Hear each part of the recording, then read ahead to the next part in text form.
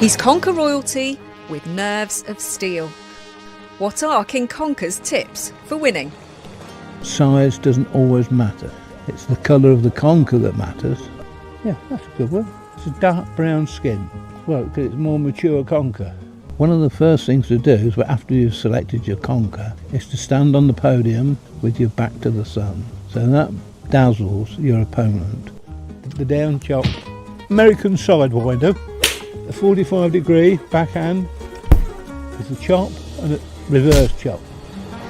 As for that controversial conker, it'll be locked away until after the competition.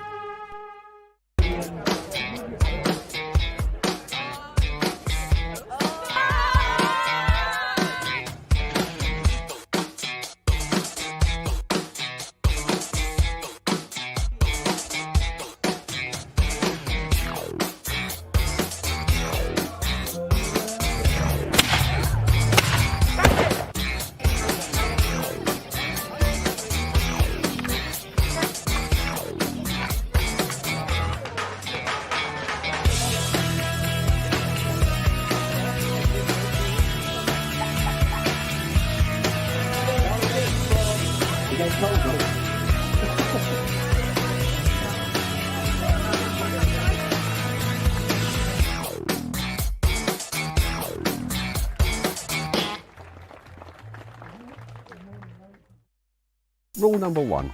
Can you bring your own conkers to the championships? No, you can't. What happens when you get here is you'll get a bag presented to you and you will only be able to see the laces. What you then have to do is to select a conker or select a lace, and a conker will be attached when it's brought out. If you don't like the look of the conker, you can reject it and you can pick another one. You can't go back to a conker you've rejected, but you can reject up to 3. Rule number 2.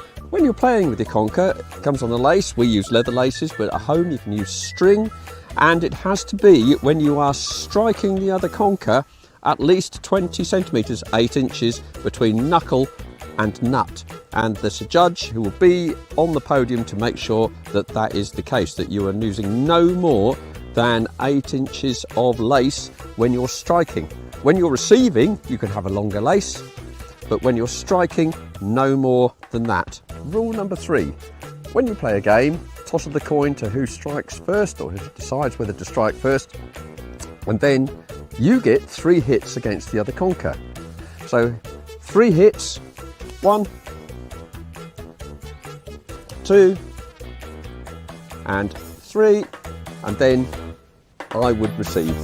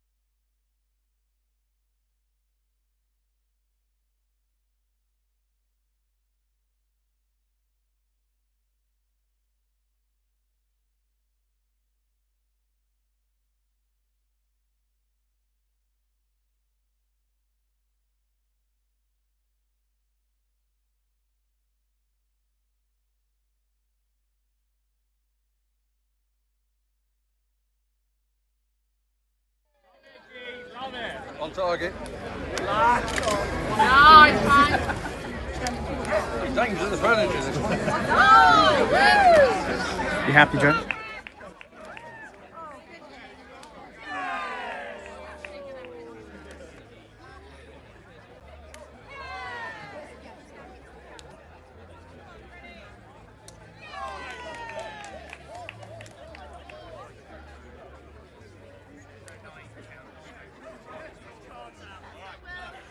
Go flank.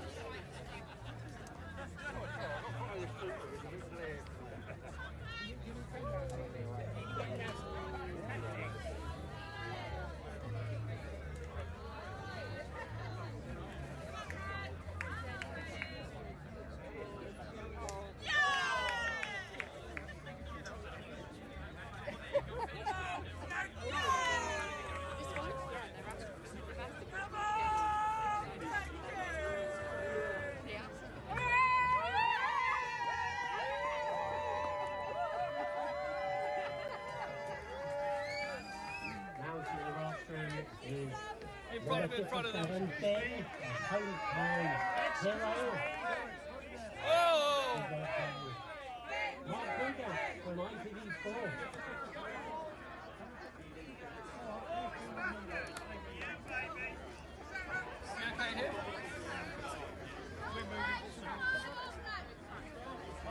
Oh, that side. Oh, you're back from the bar. Yeah, with a policeman. That side. You can see the side. Yeah. With your red band.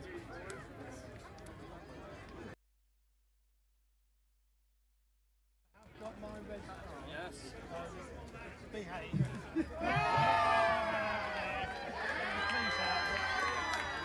think they're going to get you somehow. The red card doesn't work. Oh, that doesn't do it. The red card isn't enough. You'll run us through. Ben, you go first.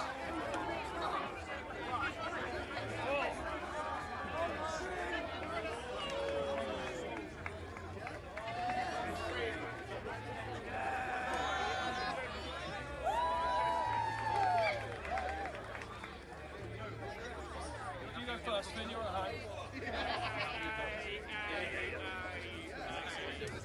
At this stage. Oh, sorry. You take my camera now.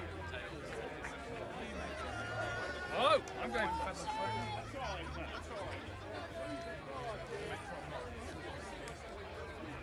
And Mark Pugach starts his match. Chief presenter for ITV Sport. Normally it's football and rugby. Football and rugby, that's the usual. Today though it's the king of sports, Conkers. King of sports. And it is. It's the king of sports.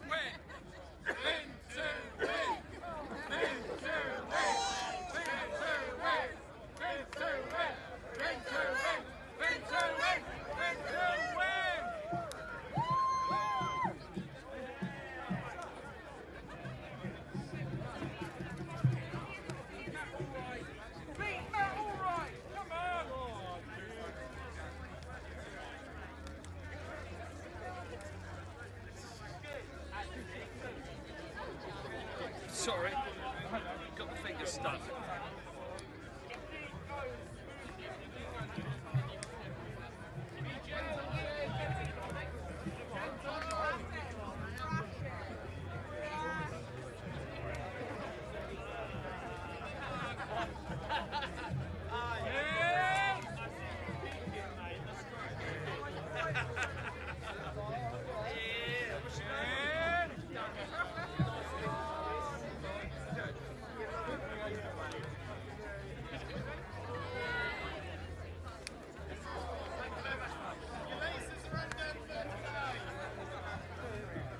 Quite tense, this, isn't it? It is. You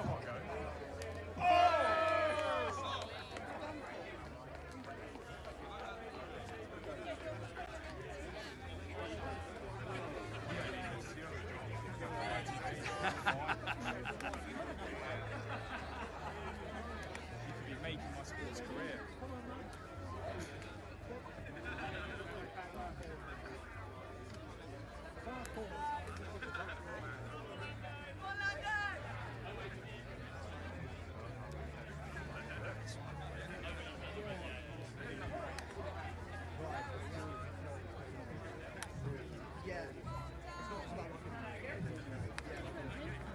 run through the sword. Precision is key. Each round is getting more intense, and they're also going quicker as well. It's filtering out the breeze and only leaving the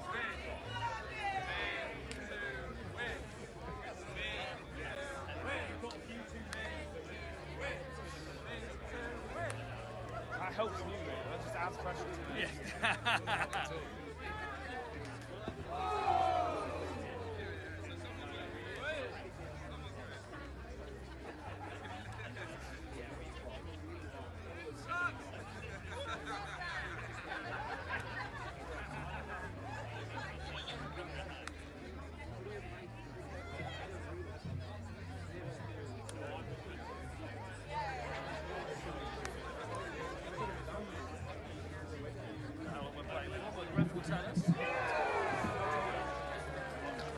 If you're still in the competition and you're a woman, the quarterfinals will be taking place very soon. So all women who got through to the quarterfinals, please get ready to play.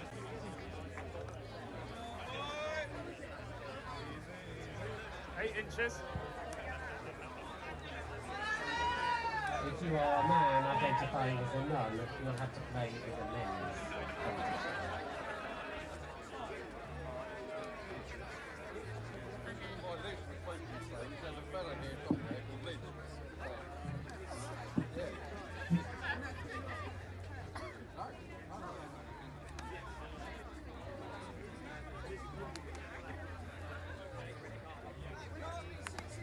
Okay, gentlemen, you are now into your last minute of play.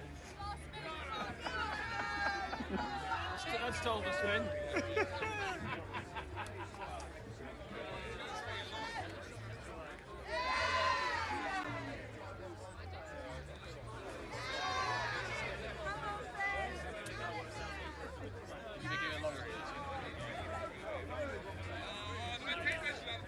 It's good. It's good.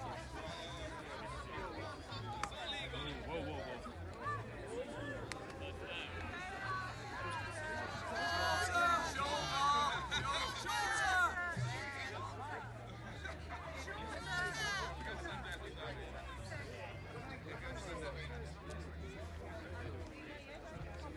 Calling all women through to the quarterfinals, please get ready to play. The quarterfinals, the female quarterfinals, which will begin soon. Okay, you've had your 5 minutes. We are now into a 9-shot playoff. Yep.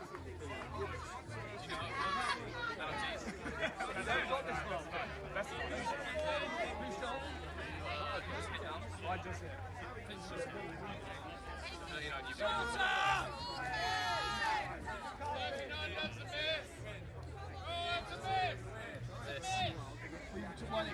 Yeah, skimmers don't count. Was that one or not? That was a miss. Yeah, it needs to be a good contact. Whoa, whoa, whoa, pressure's on.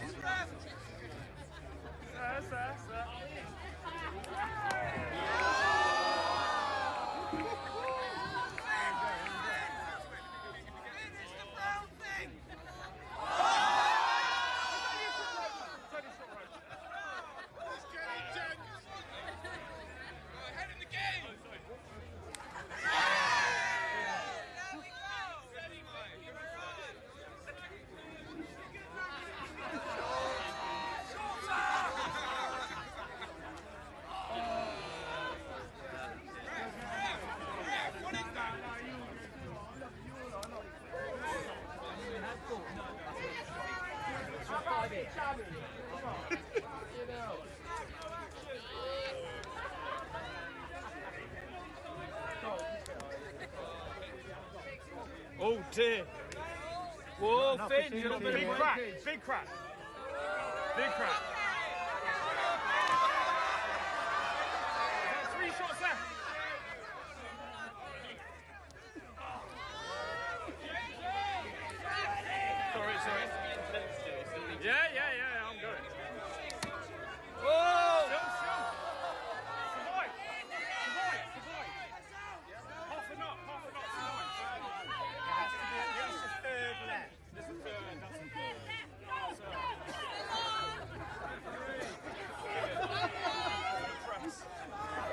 got a VAR, I think. How many shots have we got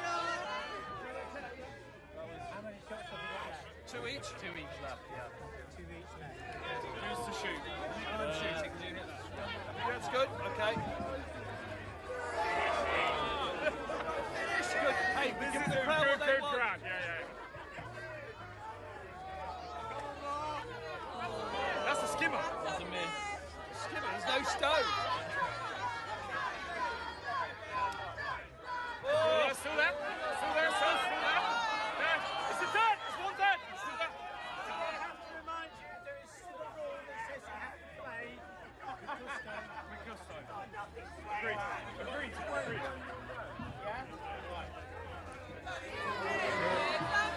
So this is it? Yeah, you take But if I miss, I win. Yeah. That's not in the spirit of the game, so I won't do it. No, I know it was accidental. That's fine. What's that? Yeah, He's won. yeah. Well played, Phil. Well done. Good luck. The nut! Hey, hang on! That was accidental. That was not in the spirit. That was accidental. I know. Thank you. No, that's a losing conference. Thank you. Well played, Phil. Well played. Thank you. Thank you. Right, Fred. Congratulations. 57!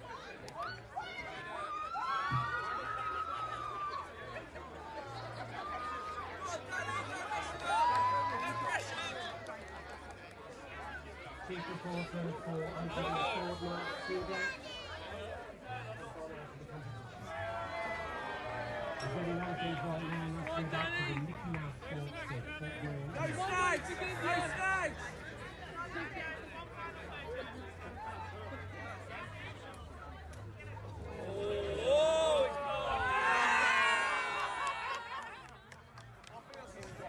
Yeah, one for Andy. Oh, was it? Here, I'm going to pop up and see. Just going to go see Justin. Just hold that for a second. Yeah, no worries.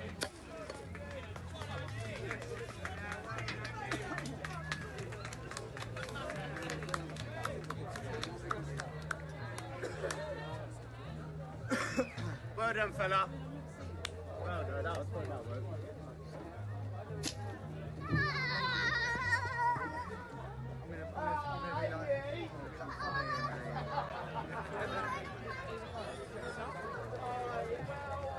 Yeah, you record as well.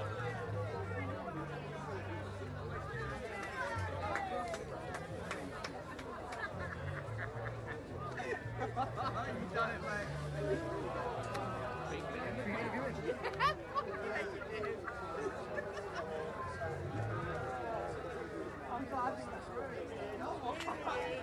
Ladies and gentlemen, the women's quarterfinals will begin very soon.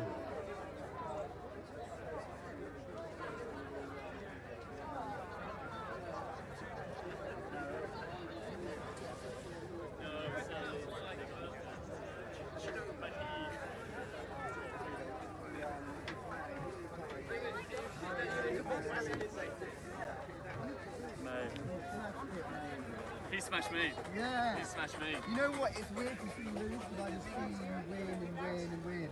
I think, you know, even the Conker is like Conker. Yo!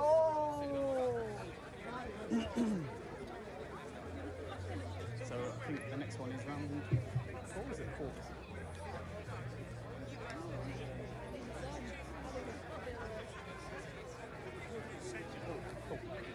So they said they wanted a picture of him, so I'm just doing that at the same time. So I didn't want him to think I was being distracted. No, don't worry.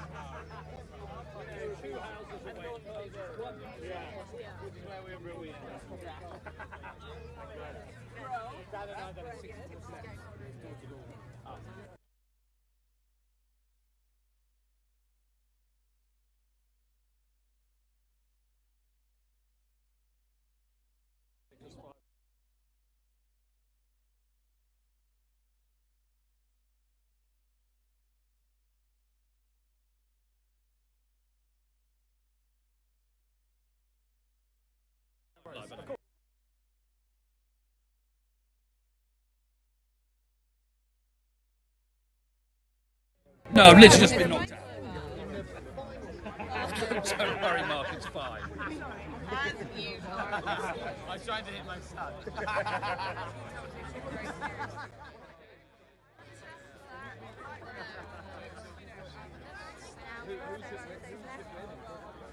What, this?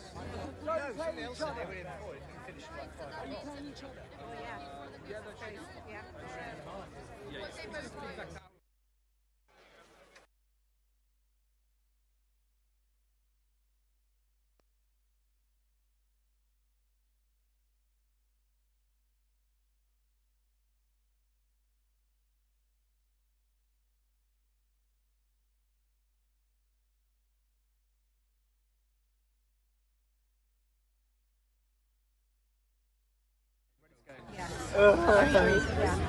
Just wait for go. Are you asking me questions?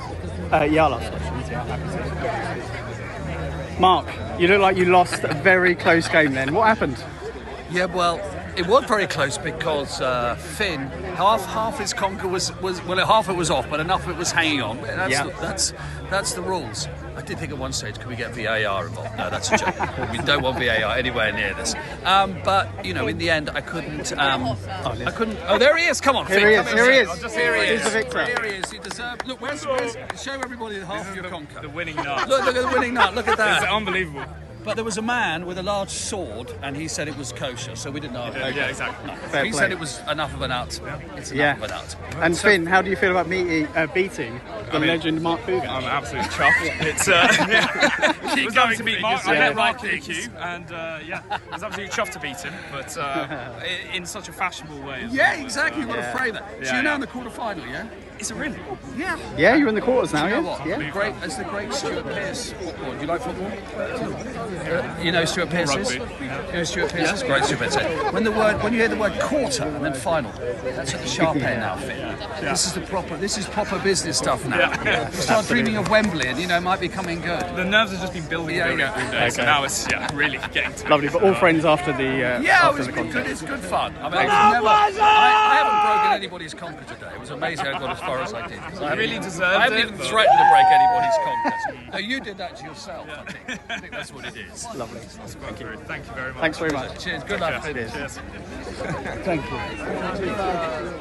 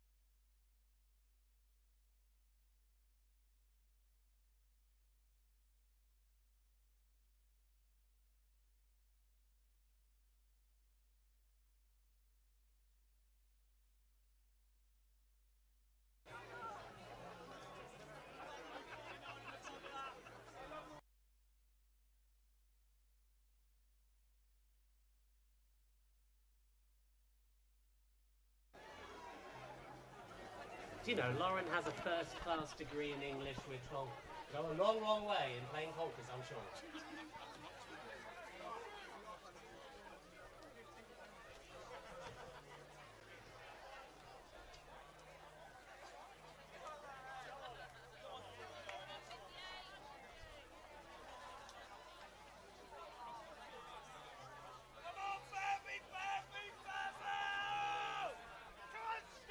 Playing near the green tent, number 25. In orange is Jasmine Tetley, 3 times world champion.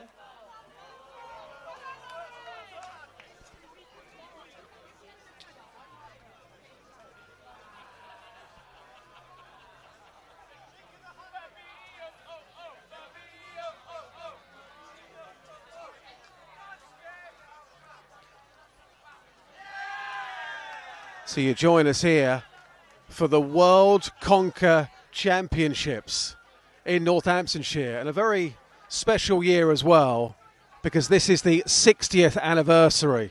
I'm here with Simon Crawley, who sits on the committee. Simon, you look a very stressed man organising this, but can you explain to our viewers what's going on at the moment? Yeah, absolutely. So we're currently playing the ladies' quarterfinals. As you can see, we've got a few matches going on.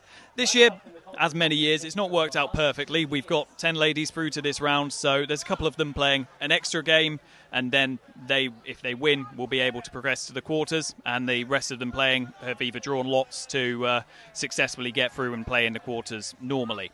From here, it'll be knockout rounds through to the semi-finals and then the finals. Most notably, we've got quite a strong crowd in the mix. In the orange 25 bib, we've got Jasmine Tetley, who is a 3-time world champion, having won in 2023, 2021 and 2019.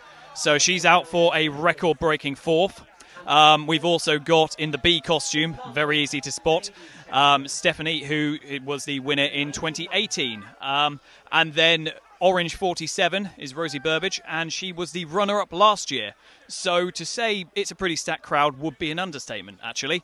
But it's not all really seasoned players. In fact, I know blue number 6, this is the first time she's ever played Conkers, and she has started every match where I've been near her, at least, saying, I'm going to lose this. So clearly that's the method to make it work if it's your first year, because she's made it through to the quarters, and what an achievement for someone brand new to Conkers. And it just goes to show it's a really fun game that anyone can pick up and be good at, because there's a fair bit of luck to it in spite of the skilled element too.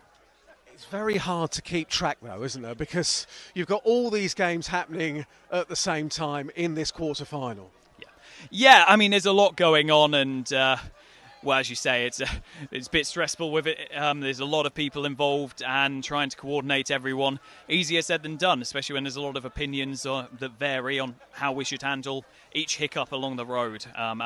As any competition organiser of this sort of nature will tell you, it never goes smoothly. And overall this year, though, we've had far worse. This to say it's a record-breaking year for attendance and the amount of competitors we've had.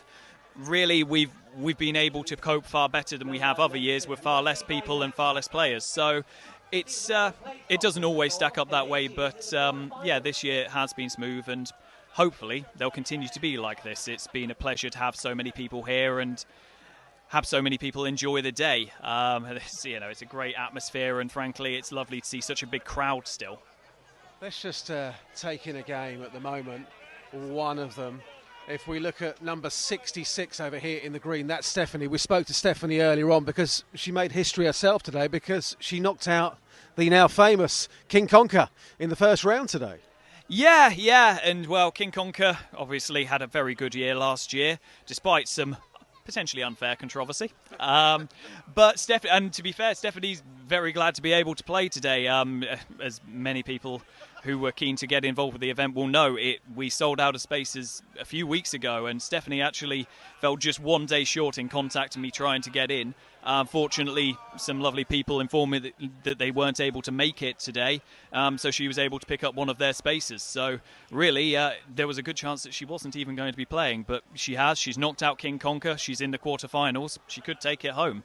But yeah, it's King Conker is he knows it's nearing a point for him where he's really achieved everything he wants to, so retirement has been on the cards for him, so it'll be interesting to see if he comes back next year even.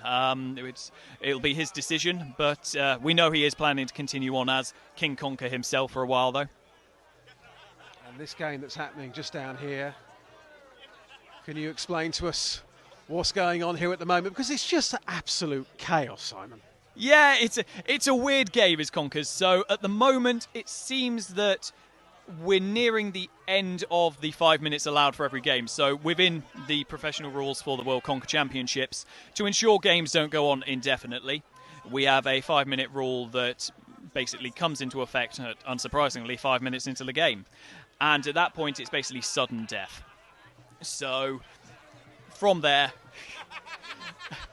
each player will take one swing at a time, taking turns, and if they make contact, that's a green hit. That means that they get another chance, and then if the next person also makes contact, they go through until basically one person misses, and if they both miss, they go again, effectively.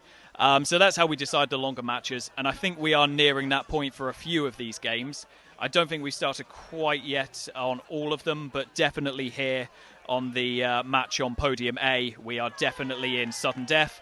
And you can see that they just aren't missing, which is the issue. There was nearly a snag there, but not for Rosie Burbage. But yeah, they are just continuing to hit.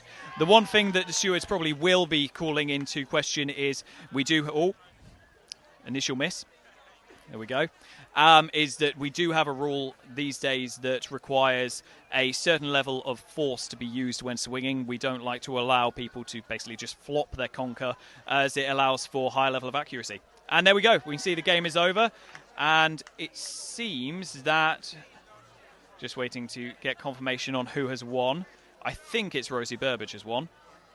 So she is through to what seems to be another semi-final. Which is incredible for her. Yeah, is it the quarters next? I think this is the quarters. This is the quarters? I think this is the I quarters. should know that. So it's the semis next for you? So yeah, Feeling good? Feeling good. Can't wait. Good luck. It seems to me that game is nearing the end, and yeah, they are in sudden death, and I believe we are also in sudden death on the other game with Stephanie too. This is where it's tougher for a newer player, but overall, everyone still seems to be holding their own fantastically. Of course, as many people at home will know, Conkers has a lot of different rules. We don't allow for everything. A common thing is a stamps rule that is very, very commonly used in playgrounds, but we don't have that here. But we do have rules around snags. If someone snags 3 times, that means that they lose the game. So we do try to keep a free-flowing game where people can enjoy playing without worry of unfair rules, but at the same time make sure that nobody can take advantage of those rules for their own benefit. With these sudden death situations, penalty shootouts have haunted me for years being an England fan, and that's exactly what it feels like for these contestants. Yeah, I should imagine it is, and of course, first view, if you hit them, great, you feel good. But the longer it goes on, the more the pressure builds. And just as with penalties, when both teams get all 5 and it goes on and on. And yeah, you can see on each player's face it weighs more heavily, but it does so here too. And I can see that the match on Podium C has just finished up. I'm not sure who's won that. It looks like it could be the 3-time winner, Jasmine. Yeah, it is 3-time winner Jasmine Tetley, so she is through to the semi-finals. So she's got another shot this year at potentially becoming the first ever person to win 4 World Conker Championships, which would be very exciting. If history could be made here today. History could be made here today. In fact, based on what we've got at the moment, we've got 2 people who are very familiar with final situations, and potentially a third if Stephanie's able to pull through. Although personally, I'm rooting for a first-time player. Not that I've got anything against Stephanie, she's lovely, but I think it's something nice about having someone who's never played Conkers before make it through to the semi-finals of an event like this. Let's just stick with that sudden death situation at the moment, because it's the last game in the ring as we speak, and a lot does rest on this. Yeah, and in the blue is Lauren Vick, and she is representing Northamptonshire. One of quite a long list. A lot of people representing Northamptonshire this year. In fact, Stephanie is also representing Northamptonshire, so if you want to support the county, either one of them's a good choice.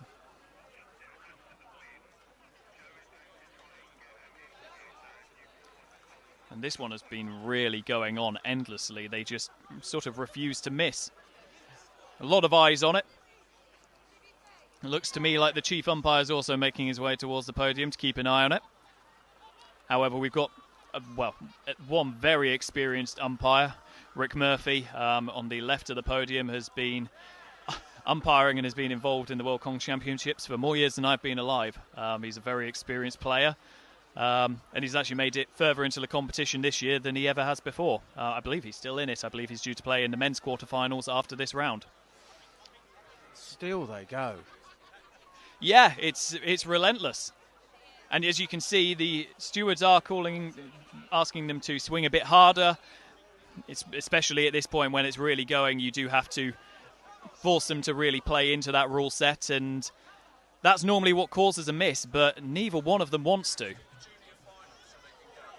I know when I spoke to Stephanie earlier on after beating King Conker, she said, I feel really, really nervous now that this could be my year. And she's giving it her all down there, as you would do, in a bee costume.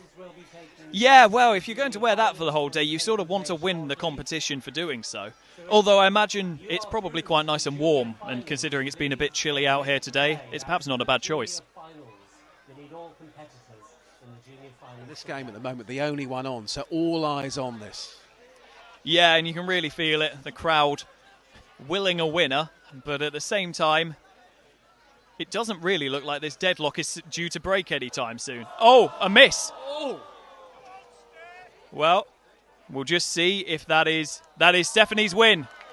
So, Stephanie the Bee is in to the semi-finals, and this is a very stacked competition this year for the ladies' competition. Absolutely amazing. Do you feel like it's meant to be for Stephanie today after that famous victory against King Conker in the first round earlier?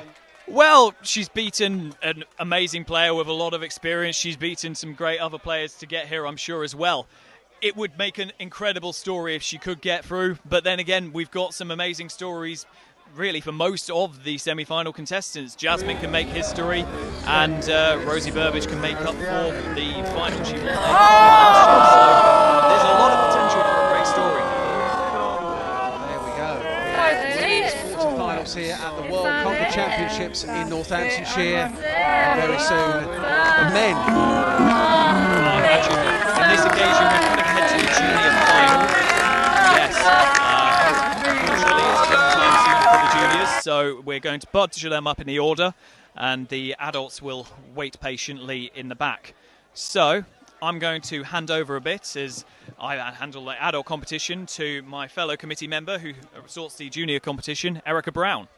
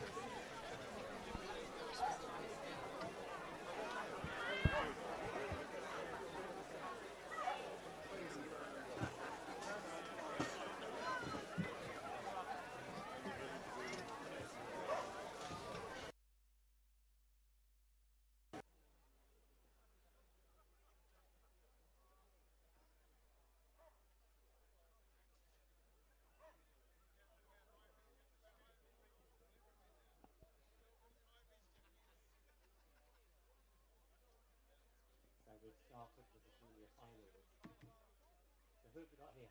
So we've got Tony and Pixie. They're brothers. They are 11 and 9 years old. None of them are in the finals before. They've done a fantastic job in the knockout round. Played really, really fairly and an amazing job.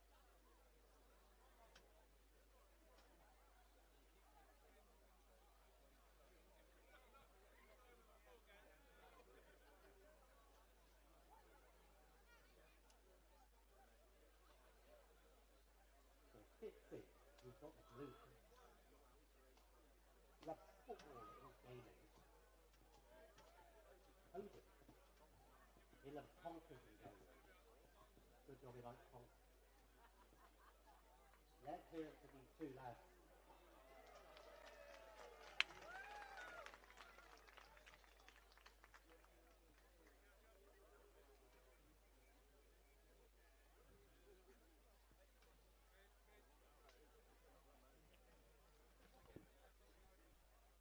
So you join us here at the World Conker Championships in Northamptonshire. We've just had the women's quarter-finals. Here with Simon, who's on the... We're here with Steph. We'll try again, this time with sound, hopefully. And you are through to the semis after an epic game, which was quite nuts. That was completely nuts. Thank you, thank you. How are you feeling after that monster game? Excited, but a little bit nervous now because it's getting serious. It is squeaky bum time now. I'm up against some big competitors now, so the bee has to win. So I'm in it. The bee has to win, and you've got a bee mascot. This is my little bee mascot, and that's the winning nut. Check it out. It's the winning nut. Yeah, it's the winning nut. Very good. And I'm going to say the same joke again because they didn't hear it last time. You still got a sting in the tail. I've still got a sting in my tail. There we go. Lovely, lovely. Through to the semis, and you're previous champion. Oh, champion about 10 years ago. Yes, nice. Yeah, I was Queen so you're Conker coming 10 back years to ago. retain So the crown. I do want my crown back. Yeah, your bee crown. I do. Well, best of luck with the semis. Every queen bee needs a crown. Exactly. It does. Can't go back to the hive without a crown. That's enough bee puns. Thank you, Steph. We'll hopefully speak to you after a victorious semi-final. Enjoy the show.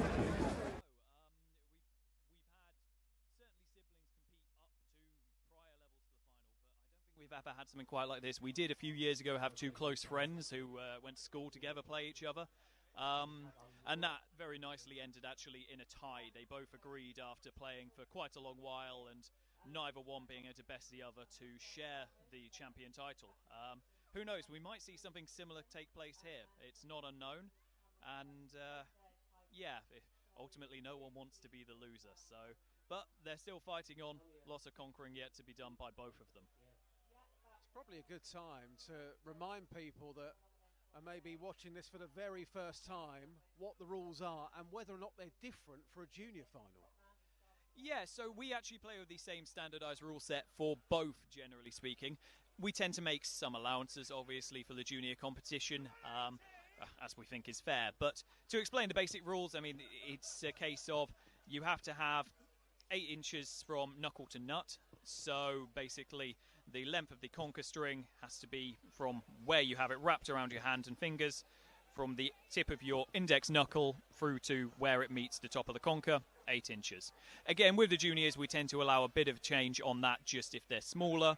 You can see here, though, that both of these lads seem to be obeying that rule pretty perfectly. And to enforce that, we have custom-made metal measuring sticks that have been also part of the competition for many, many years. I think most of them predate me. And they definitely predate these juniors. And we know about the controversy from last year, the allegations about King Conker having a steel conker in his pocket. The committee had an investigation. It was found that he was innocent, but this year you have a steel conker detector, don't you? Yeah, well, there's nothing better than making sure that we can prove that this is a clean and fair event. Ultimately, it was a surprise to us when the story first dropped, and obviously we did that inquiry and we know that there was no foul play, but the steel conker has been under lock and key for all of today to ensure that there was no funny business, not that King Conker was able to stay competing for long enough for there to be. But all the same, it's considering how popular the story was and how many people heard it, it's best to avoid anyone else getting the same idea. So this has been our way to keep things fair. Very competitive, this final. You'd expect that anyway, but two brothers going head to head. And it seems to me that they have a winner.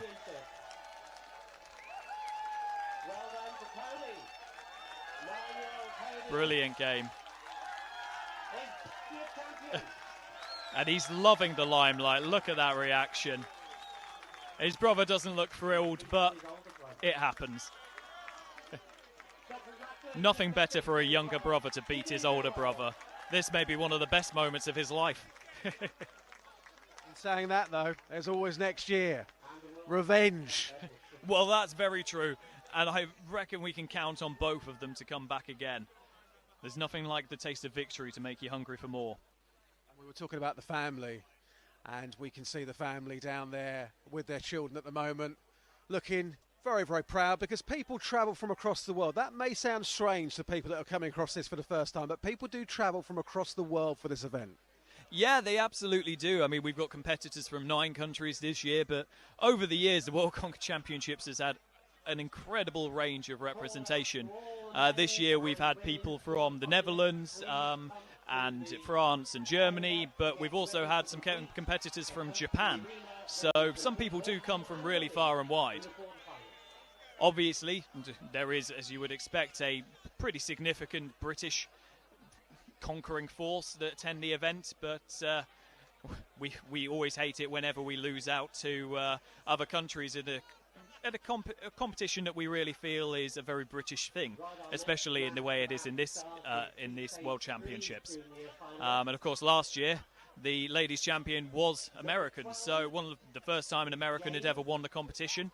And yeah, first time in quite a while that the British had been dethroned as World Conker Champions in either of the events. In a moment, we'll try and catch a quick word with Erica, who was up here in the commentary box a moment ago. She's now down in the ring because she obviously deals with the juniors in this competition. Yeah. Well, in the way that I typically deal with the adult competition, she plays the mirror of that role for the junior competition. Has all the information and all the interesting details. And I mean, the match we're watching now is the intermediate level, so these are 2 older lads, but aged between 12 and 15, I believe, is the criteria for the intermediate stage. This final, typically... Ooh, what happened there? Well, that's a case where there was a slight snag and the other competitor lost grip of his conker. This does happen. It's not an issue with the rules. If it was a true snag, then the person who caused the snag, so the person swinging, would be marked for causing a snag. And as I mentioned earlier, you can have up to 3 of them. And then once you get a third, you're out. You lose the game. So they'll be keen to avoid that. But yeah, unfortunately, especially when you're swinging hard, it's very easy to lose grip of a conker, no matter how hard you grip it. And they are really swinging for this, though. You can tell both of them really want to take this home.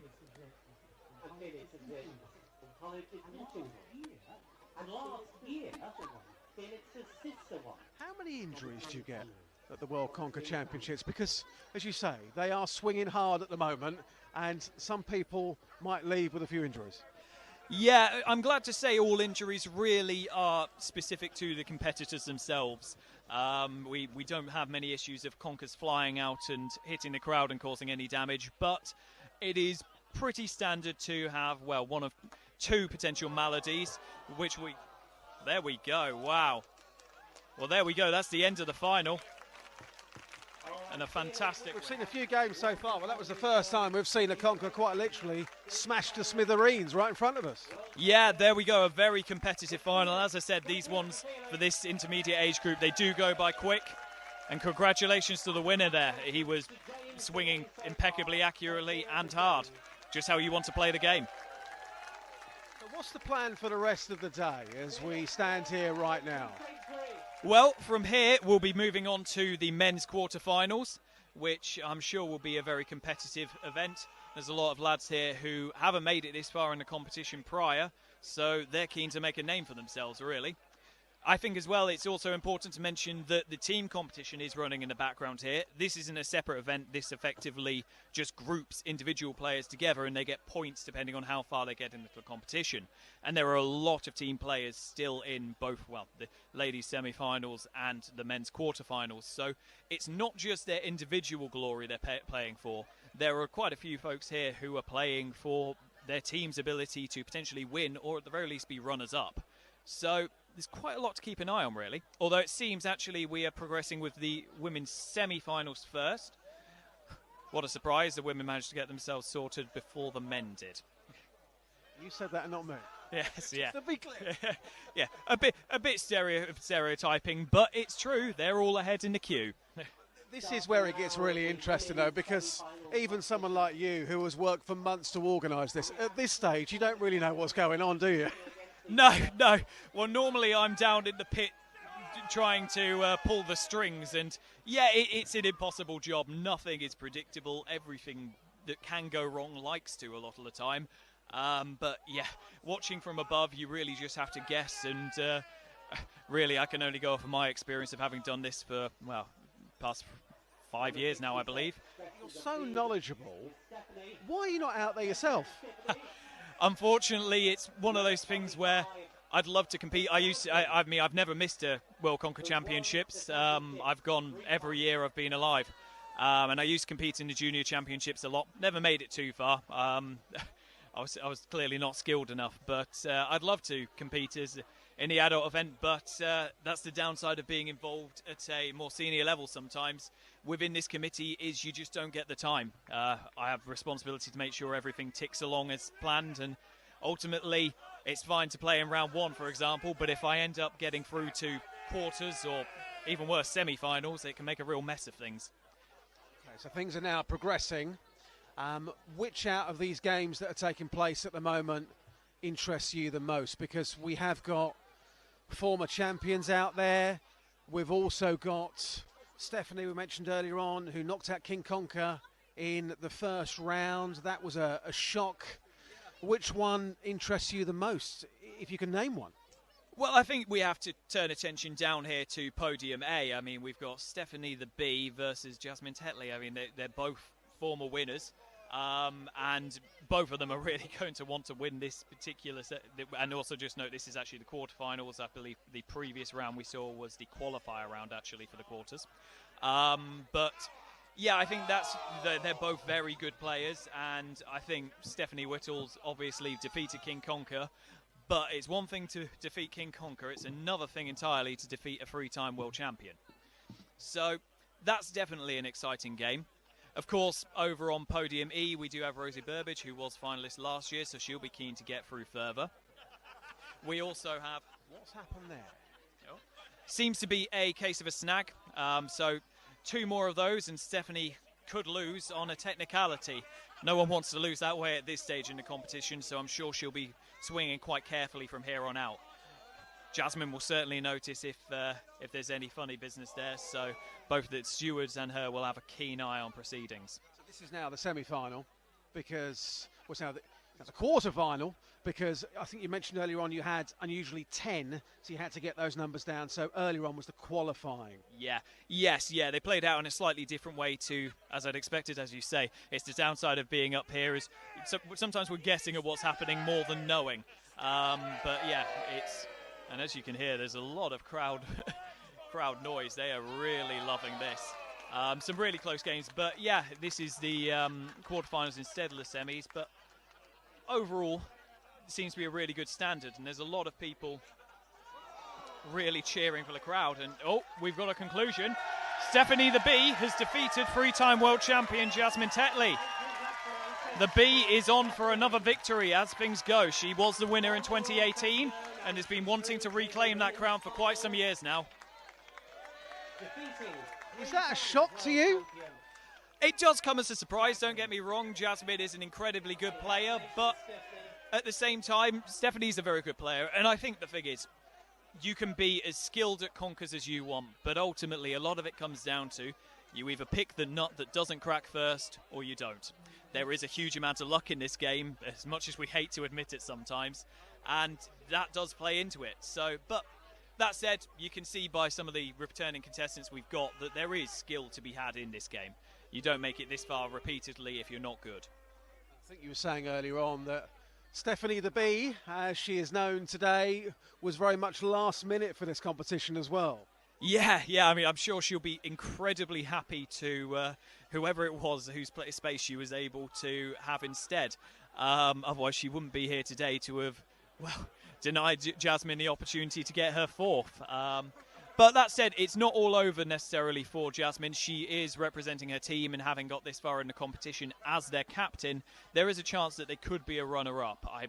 They could even win it, but I think it's unlikely based on some of the scores that we've already seen in. But it's not all over for everyone. And again, this is the thing, there's more to it than just these individual games. Let's now turn our attention to Podium C, that game happening at the moment. Yeah, seems to have been a slight accidental hit there based on the reactions. Unfortunately, Conkers can be quite a brutal game, and as I said, well, as I was starting to say before the intermediate juniors final concluded, it's not uncommon to end up with either what we call conker leg or conker elbow, which is either an incredibly large bruise upon one's thigh or elbow and forearm from having a conker to come back around and smack you. Typically, it's more common that you hit yourself with your own conker, not the opponent, but sometimes things go wrong, especially if you're not as familiar with the game.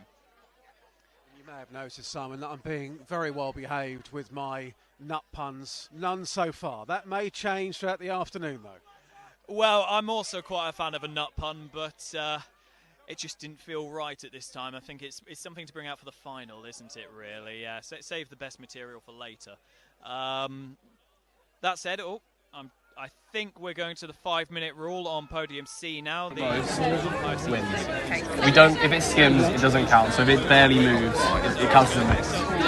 There has to be intent to break as well, so you can't just gentle. Go out.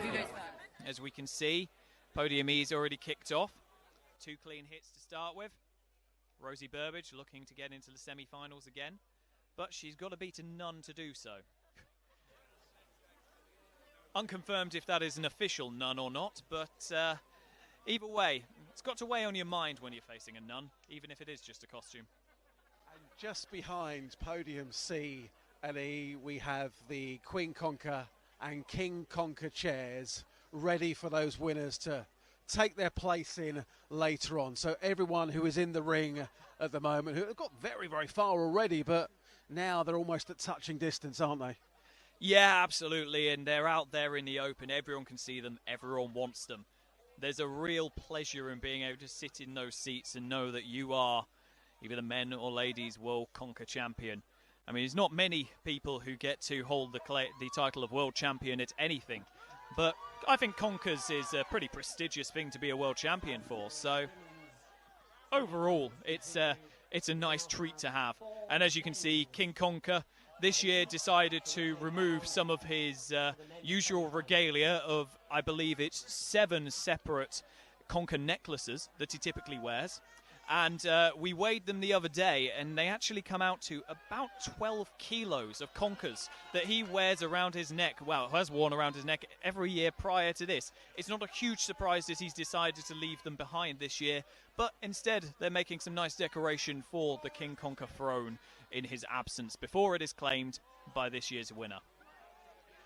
What's going on here at the moment? So it seems that whilst we have... If she misses and then you hit, you win. So this is the first person to miss. Yeah, but unless, So, if like, you unless miss, it's not their go. 20 gets. Rosie Burbage lost that one, I believe. And we've got the other final ladies' quarterfinal game going on that's still in sudden death. However, around that, we've got the men's quarterfinal starting. And we've got, to be honest, a couple of people competing here who we wouldn't typically see at this stage in the competition. I started to mention him earlier, but on Podium B, in yellow or orange, depending on how you see it, 36 is Rick Murphy, very long-time member of the broader Conker committee and has volunteered as an umpire and has done many other roles for the committee as well over the years, for more years than I've been alive. He travels quite a long way to come and help us out every year, and we're very grateful, but for all the years he's competed, he has never made it to a quarterfinals or further. So he is desperate to win this, But beyond that, we've also got on podium E, black 36, Jim Packer, who is our chairman, the committee chairman. So if he wins, you know what's coming, don't you? Another cheating allegation. Yeah, absolutely. It's going to be King Conker all over again. I have warned him of this, but ultimately he's involved with this event because he's been coming for decades.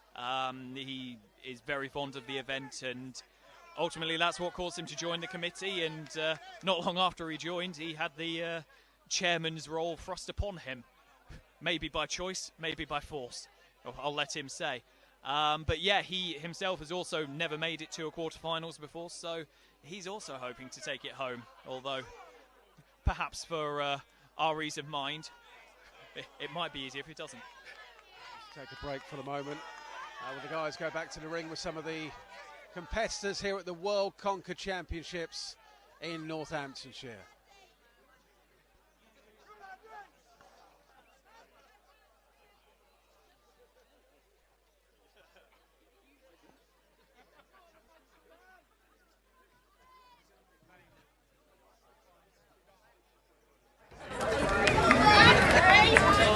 Okay, we're here with Nicole, who's just won her either quarter or semi-final. We're neither of us quite sure what just happened. Third game.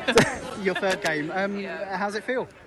Yeah, great. Is this cold. the winning Cold nut? and shaky. That is the winning nut. That My is hands are a little shaky. I'm cold. Barely even a mark on that I thing. know. I think they've been flown in from like France and Italy, haven't they? So they're like none of mine have split today at all. So I think they're like indestructible. I heard Windsor Castle they've been coming from as well. yeah. So So they might be proper Royal Mint, exactly. Yes. But that was quite a tough game up there. You went to sudden death. It was. Sarah was great though. Like she's the best opponent I've had all day. Like she was smashing them. But she had the Oktoberfest lot cheering them on as well. So Yeah, it's a bit exactly. daunting. Yeah, I heard some of the crowd over there getting I a bit rowdy. They had the support, Yeah. didn't she?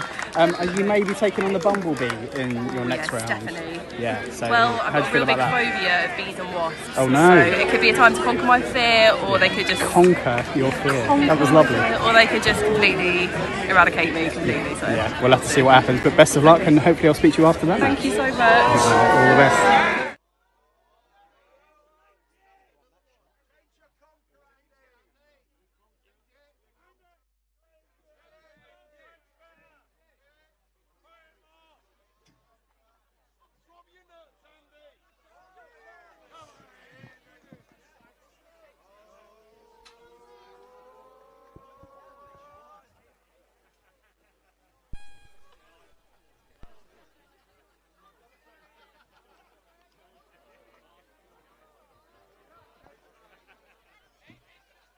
That's the World Conker Championships here in Northamptonshire with live coverage. There seems to be people absolutely everywhere. We're trying to work out exactly what's going on and at what points, but that's half the fun of this competition. It's been running now for 60 years, and in those 60 years, so much money has been raised for charity, getting on for £500,000. We'll find out more about that in a moment. Just going to speak to Erica, who works on the committee.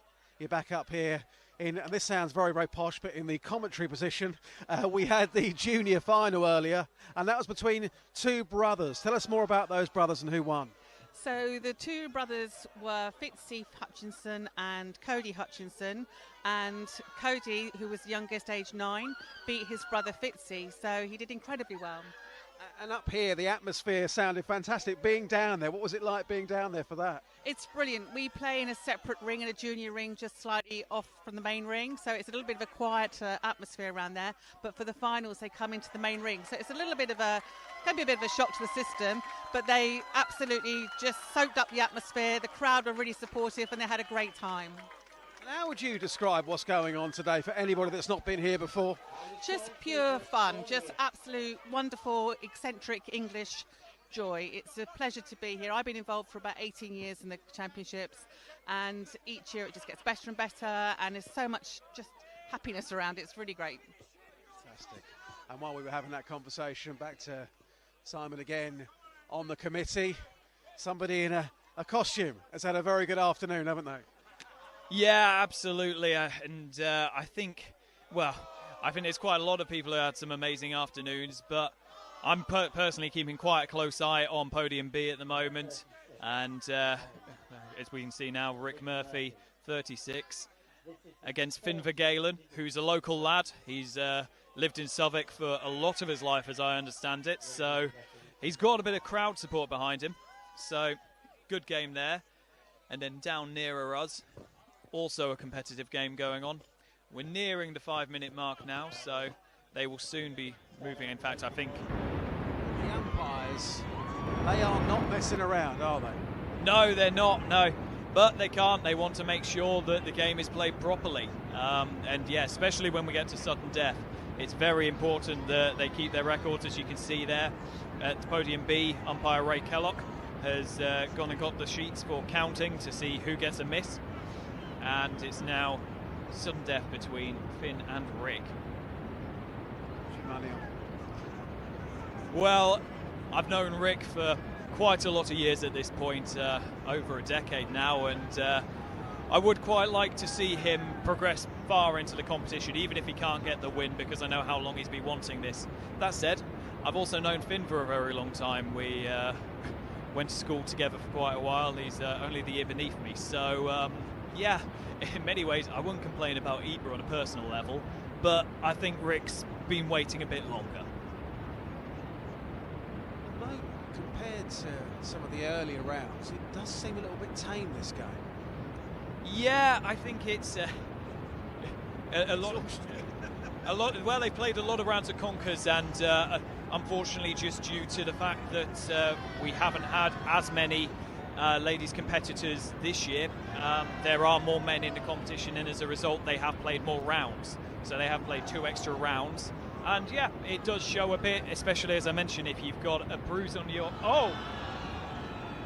Conker off the string. However, that isn't necessarily a win. That seems to be what we call a snapped lace, which, unsurprisingly, happens when a lace breaks, not as a result of a broken nut. So, in this case, it seems likely that Rick's Conker is going to be re-threaded on a fresh lace. These laces have been treated with fresh neats for oil this year in preparation for the event. However, no matter how much you prepare them, sometimes they do fail. Let's say though, as that person has now got a fresh lace, does that make that stronger and potentially gives them an advantage? Generally speaking, no. As long as a lace, effectively, Finn, the other player who hasn't had a fresh lace, has the same advantage. If his lace were to suddenly break and fail, he would then get a fresh lace himself. So it has no impact on the Conker itself, though, and ultimately the game is won by either cracking a nut or through the various other methods, such as, say, getting 3 snags or losing in the sudden death round once it starts. And they are in sudden death. In fact, both games are in sudden death at this point, both very tense. This game for the time being on podium B, because this looks like one of those games that could go on for a very long time. Is anything going to happen in the next minute or so? A lot of people going for glory, looking to become the world Conker champion here in Southwark in Northamptonshire, the 60th anniversary. If you were to win a tournament, this is the year to win it, really, isn't it? Yeah, absolutely. No one wants to have to think, I got to the final, but I guess I'll have to come back again to win it. It's not an easy thing to get to the final, so if you do get this far, you really want to make every game count and every swing count, most importantly.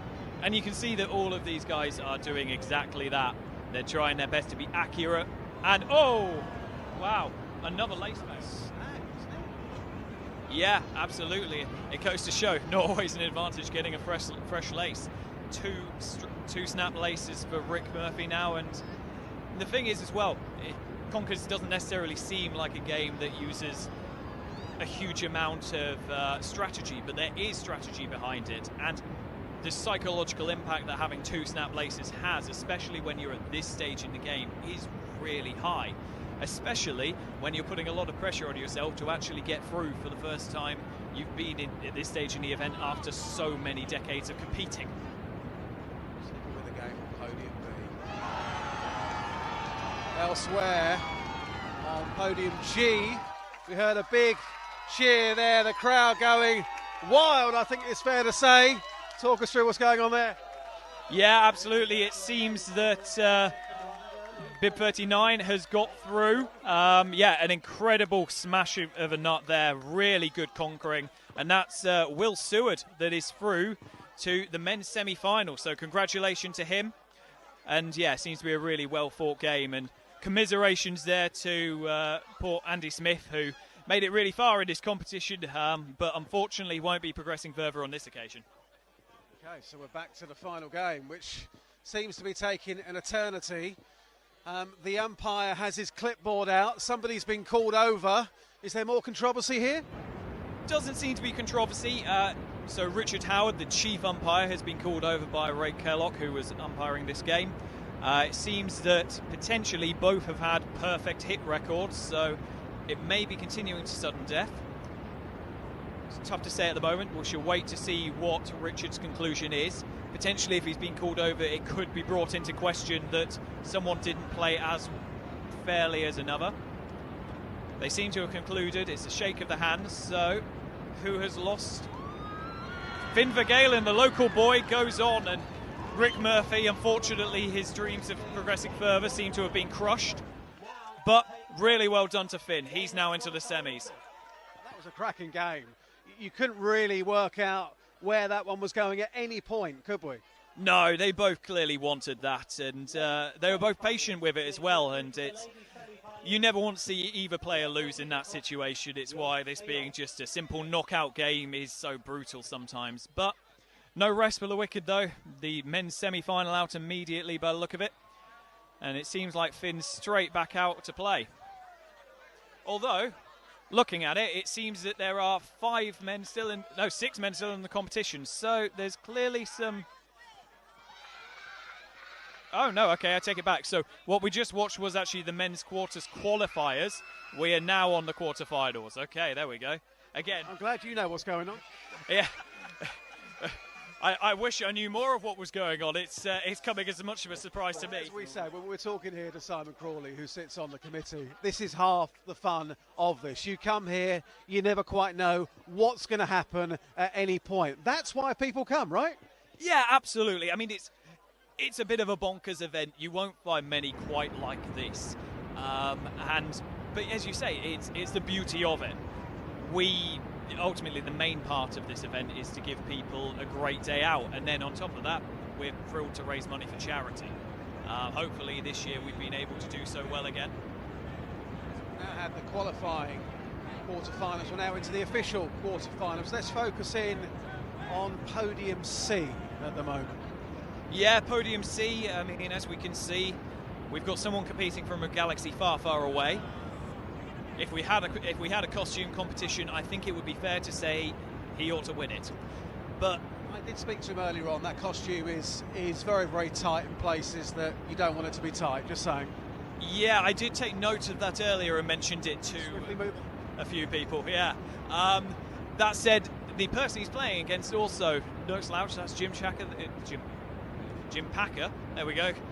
Get there in the end. The chairman of the committee, so he is actually through to the quarterfinals now after winning his qualifier match. Oh, and we seem to have a game over here on Podium A.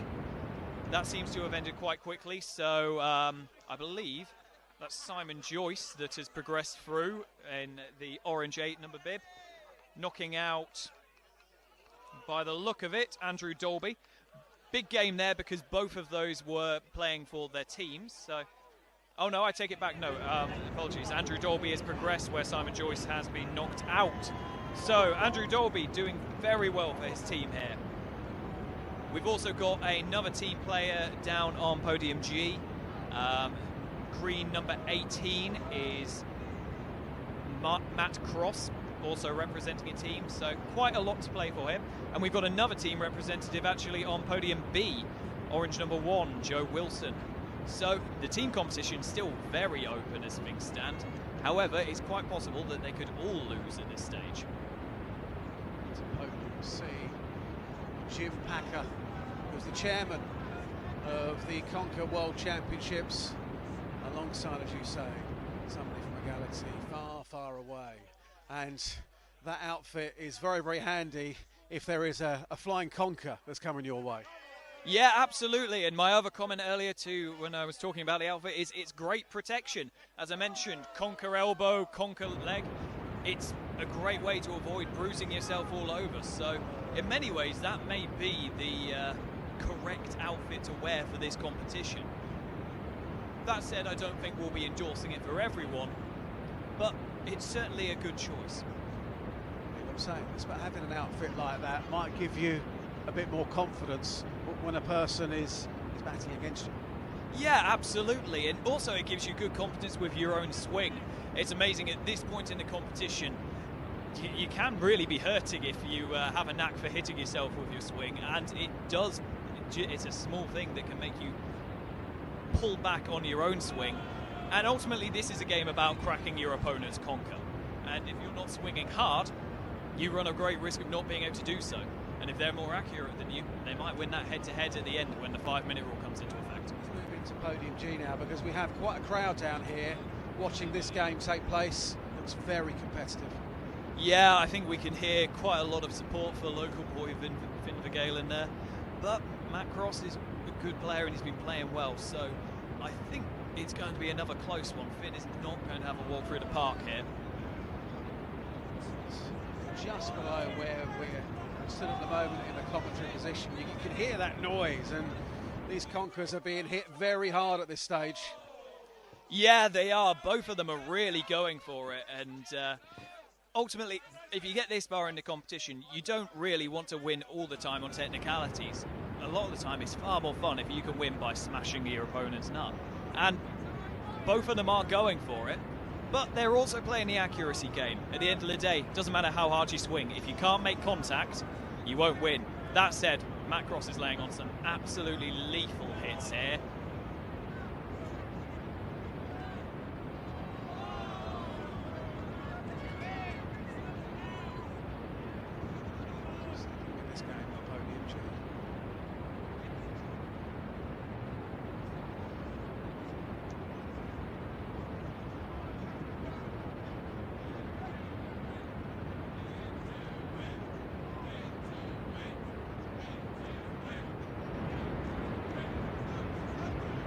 There are definitely some advantages to being from the village that this event is hosted in. And again, you've got the pressure on you. Absolutely, and I reckon he was probably feeling it. And it looks like his conker has just sustained some pretty significant damage. It's cracked, but I think they're playing on. Yeah, they are going to play on. They're going to play to a cracked nut.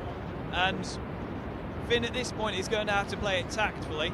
He doesn't want to swing too hard himself, but at the same time he needs to consistently make contact. Playing on there because he knows that any sort of connection and that conker could well go. And it's gone. Matt Cross wins, beating local boy Finn Vergalen. I'm sure Finn will be back next year though, and Matt Cross doing very well for his team here. Really important win for him. This is the first time I've been to this event myself. What's the atmosphere like for when it gets to the final later on? Well, it always varies a bit, especially if the crowd's got someone they're really rooting for. It's been known for boos to be thrown out in the final, but I'm certainly hoping that no one will be jeered at this year. I think we've got some fantastic competitors and they've all worked really hard to get to this point. I think ultimately it's a crowd that seems like they're up for a bit of fun today. And we've got quite a big crowd still, despite the fact that the tournament has gone on longer than it normally would. So hopefully we can keep this energy up and they can keep cheering these guys on and make them feel like this truly is a world championship. Focus back in now on Podium C, the game which continues. And I think we're into the 5 minutes now, aren't we? Yeah, it does seem to be. It seems to be sudden death here. Neither of them will want to lose it at this point. And at this point, you do have to question, does the helmet cause an issue with accuracy? So far, he's not seeming to have missed, but it must restrict vision a bit. So it'll be interesting to see if that comes into play here. Works both ways. You've got the protection if you need it, but vision-wise, especially after a long day, because this competition started at 11 o'clock this morning. It's now 4:30 in the afternoon. Yeah, absolutely, and it is a long day, and a lot of these guys have been on their feet since they arrived. It's a relentless competition, and especially for our stormtrooper friend down there, Gary Brooks. He's supposedly come from Greater Manchester today, so he's also potentially had a decent drive to get here in the first place. Against Jim Packer, the chairman of the World Conker Championships. Again, I don't wish to bring up the controversy from last year, but in context I will do. If your chairman goes and wins, you know what's happening, but he's out there at the moment and he's wearing a very special hat, isn't he? Oh, he absolutely is. He adores that outfit, and it's a great outfit, to be fair to him, and he spent quite a long time making it. But it really brings together. It's the match seems to have concluded. And it seems that the Empire's been victorious. And unfortunately, Jim Packer's tournament dreams end here.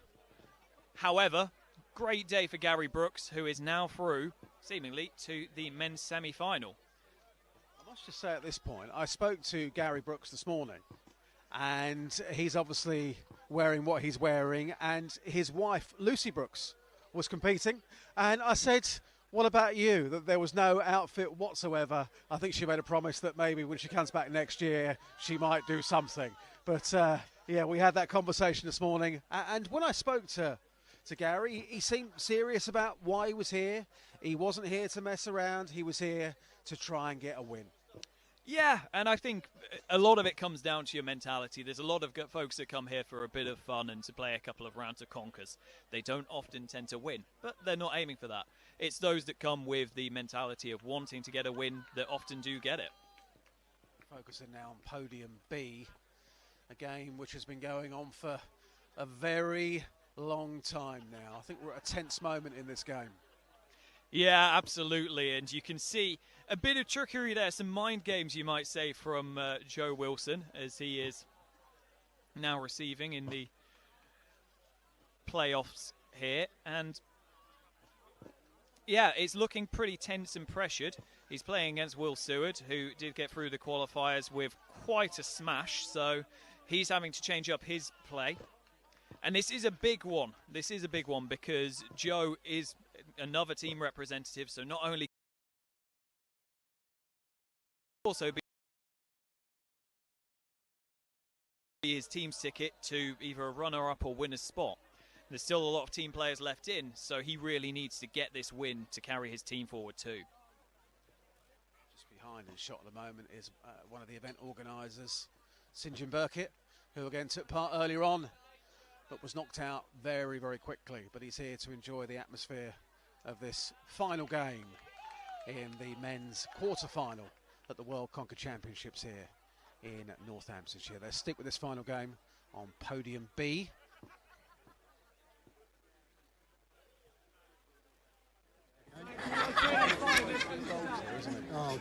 Yeah, it seems like Ray's laying down the law. He's not one for poor Conker play, and it seems like he's insisting that both of them play the way he expects them to. And you can see, it seems to me that the power of their swings has just increased a bit. He's not allowing for slower swings now, it would seem. Still good. Seen a single game so far where somebody's nut has been smashed on the opening shot. No, it varies each year. Every year the types of Conkers we get are slightly different. This year we've got an amazing crop after a concerning start, which many people will have heard of primarily smaller Conkers being available. We've, thanks to donations from all over the UK and Europe, have been able to get a fantastic selection of Conkers together, and there's some really big ones. However, often the bigger ones tend to go easier, but this just doesn't seem to be the case this year. And again, that could be due to the fact that we've had a lot of sun, and maybe that's made the external surfaces that bit tougher, or maybe it's dried them out a bit more just as they've been growing. And yeah, there's lots of factors that can come into it. Ultimately, we know that the methods that are best for cheating typically involve drying a Conker out. That makes it nigh invincible. So it wouldn't be a surprise if those are some potential factors that are making these Conkers less prone to breaking quickly. Just behind this last match in the men's quarter, I think we have something there. We have a winner. Yeah, it seems that Will Seward has won based off of that. Just waiting for confirmation. Tough one for Joe Wilson, but Ray Kellogg getting a pat on the back there. He's done well. It's a tough one to umpire, but he's done a great job. Yeah, and Will Seward walks back to the holding pen. He's going to be taking part in the men's semi-finals. And in the meantime, we can see that the women's semi-finals have kicked off. Now again, we've got Stephanie Whittle, the B, competing over on podium C, and she is up against Nicole Halfhide, who's from Lincolnshire today, and she is also representing a team. So again, another important game for that. Then over here and right below us on podium G, we've got the nun again back to add that extra bit of pressure. Natasha Naylor, who supposedly has come from North Yorkshire, so a real trek. Oh wow! And unfortunately, just as I mentioned her, it seems she's been knocked out by blue number 30, who is Margaret Blake, another local representing Northamptonshire. Great play from her there. What I like about Margaret Blake is Margaret Blake has just turned up today in her Sunday best. There is no nun outfit, there is no B outfit, but there is a lady who means business. Yeah, absolutely. Seems like quite a nice T-shirt she's got under the bib that we've hidden there because of the bib. But yeah, absolutely. You don't always need an outfit to bring out your best at this competition. That said, it never hurts. So now we've got quite a confusing situation because we have quite a number of games that are taking place in front of us. Can you try and explain to our viewers exactly what's happening at the moment? Yeah, absolutely. So it seems to me that the men's semi-finals are going on whilst the women's semi-finals are just closing up. We've got that final game going on podium C. And as you can see, we've got, well, in the podium A down by our left, we've got Andrew Dolby, again representing Northamptonshire, who's up against Gary Brooks, as we mentioned before, just got through in the quarterfinals there. And then over on podium E, I believe that is, we've got Matt Cross, who is representing from Lincolnshire, up against Will Seward, who has only just finished his quarter-final match after that very, very intense final deadlock. And as Cross was...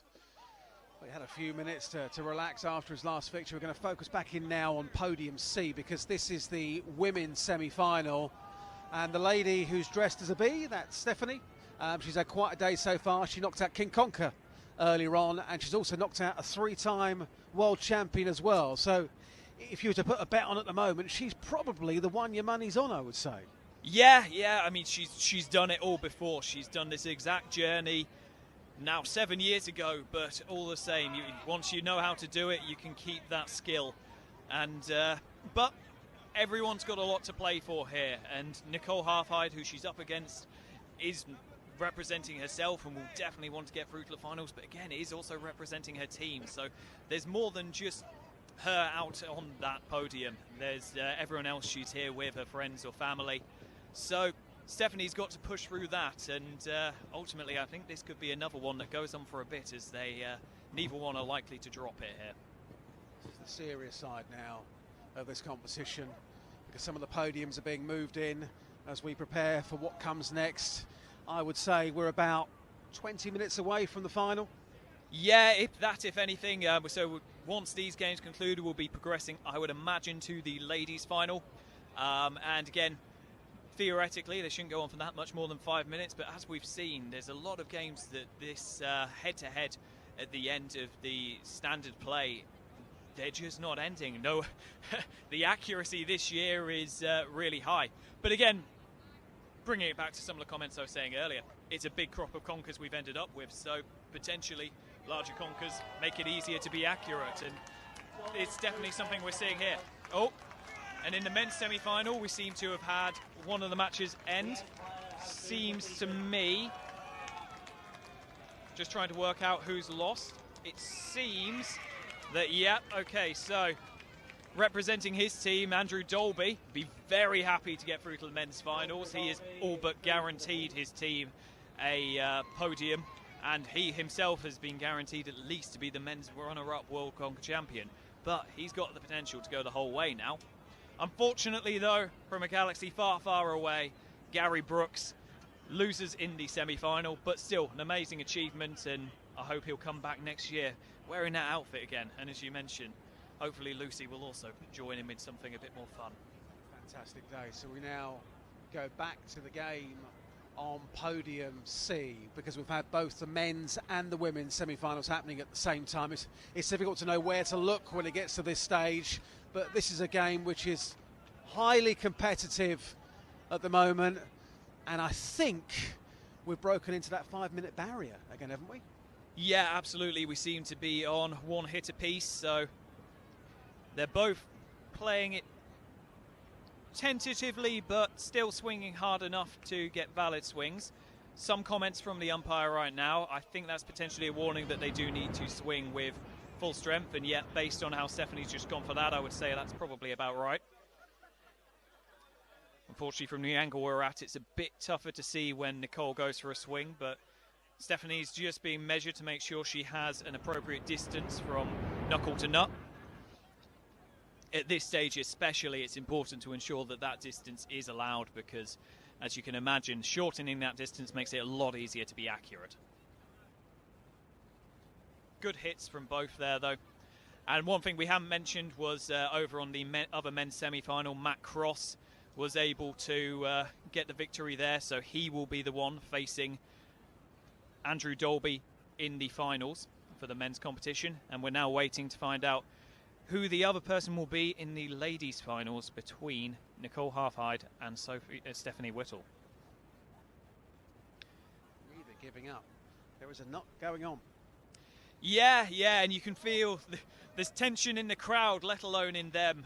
And there's a huge crowd of, well, press and umpires and everyone around them, everyone paying very close attention to this game. I always find that, because you get a few games taking place at once, everyone's eyes are everywhere. Let's just take this in for a moment. This is the final game in this section in the women's semi-final. What's going to happen?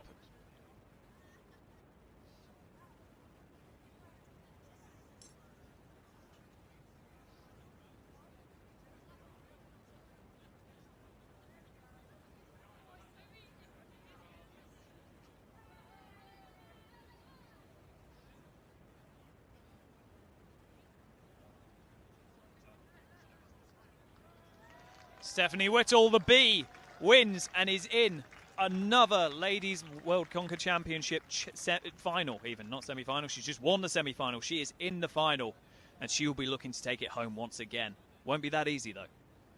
I spoke to her this morning, completely randomly, and I said, how are you feeling about today? And she was feeling really, really confident. What was interesting, though, that after she went through in round one, after beating King Conker, then she started to feel really, really nervous. So if she is to go and win it this year, you would say that the games that she's had and who she's beaten along the way, it will be fully deserved for her.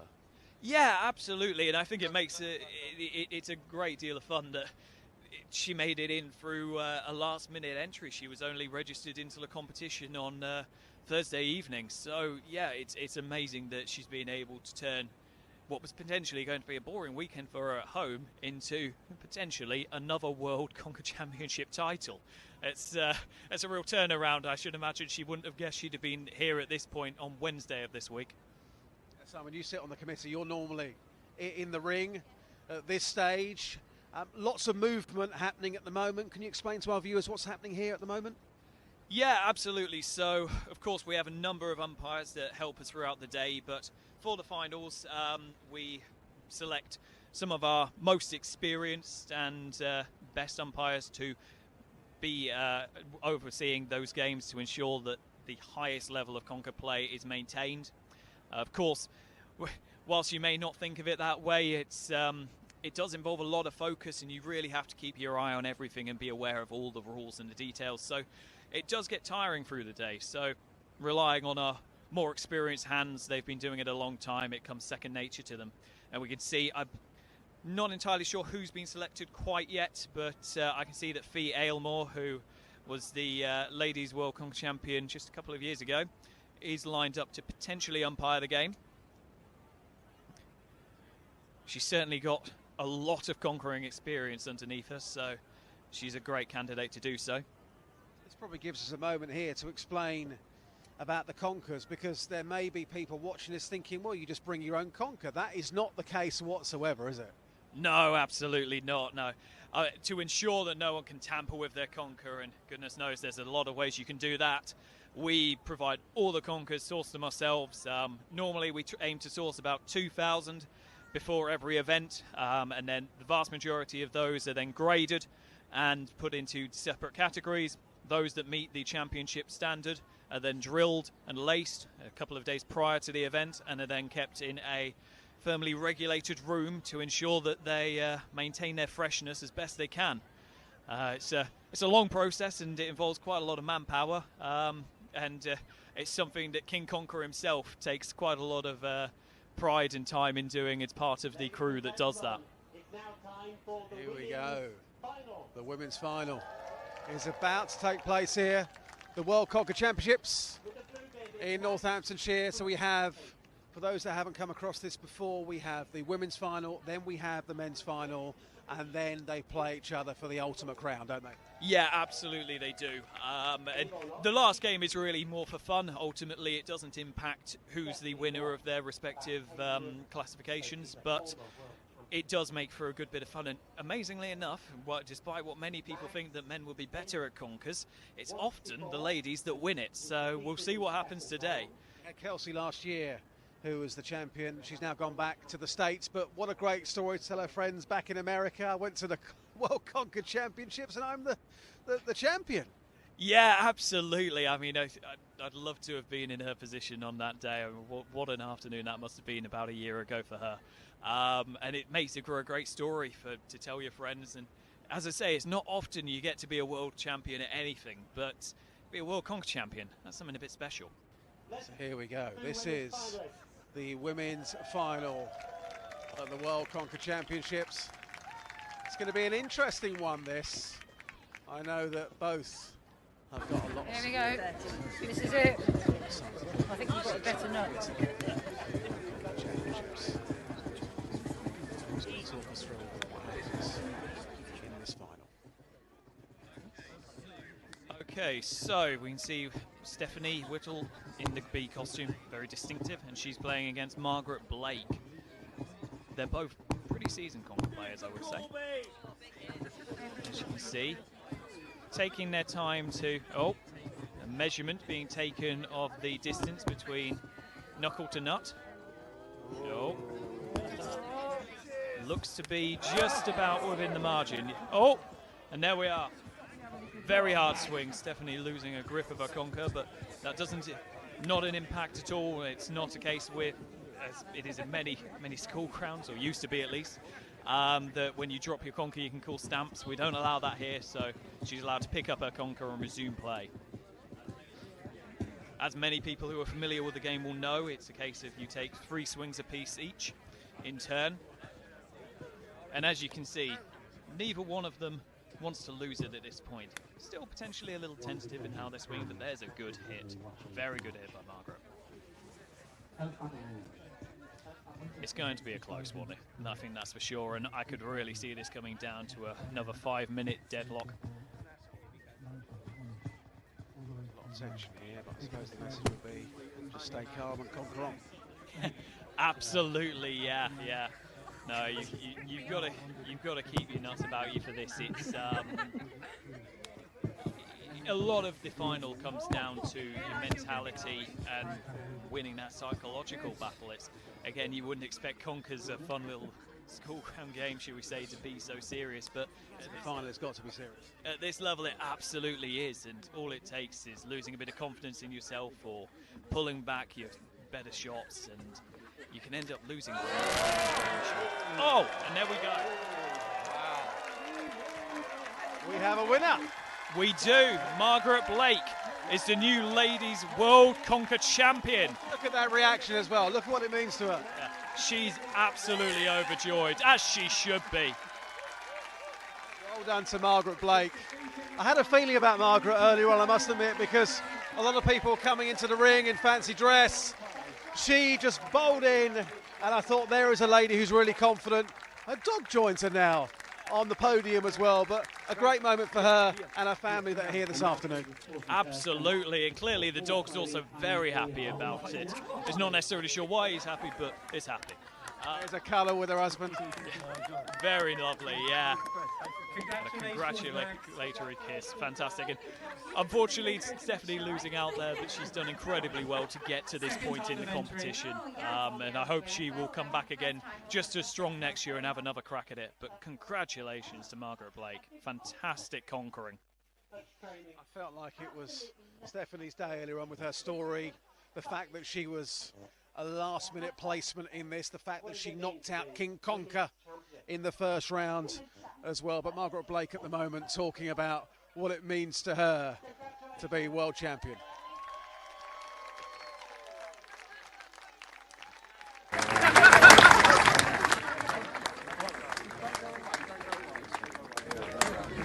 Right, men. Next will be the men's final. And then after that, we'll have a competition between the women's finalists and the men's finalists for the overall World Conker Champion 2025. Thank you very much. So we have our Queen Conker very soon. We're about to have King Conker. This is going to be a tense final because being up here in this commentary position since the quarter-final stage, we've seen these two men right from the very beginning. I think really want this. Some people come here for a bit of fun, they don't really care. But others come here, yes, for fun, but they really want to win. And the two men in the final today, I think they are taking this very, very seriously. To get all the way to the final, of course you're going to take it seriously. But this could be quite an intriguing one, this, because we've seen different techniques from these gents with their nuts since the quarter-final stage. And it all comes down now to the big one, Simon. Yeah, absolutely. And, wow, you see them now selecting their conkers from the final selected bag. So these are the conkers that have been graded to the highest standard. And we were given some conkers this year from the grounds of Windsor Castle. And I know that the vast majority of those made it into that bag. So it's quite likely these are conkers they're playing with a slight royal link. And we guess it will see if they pay off them, these choices they've made. All the attention now on this final.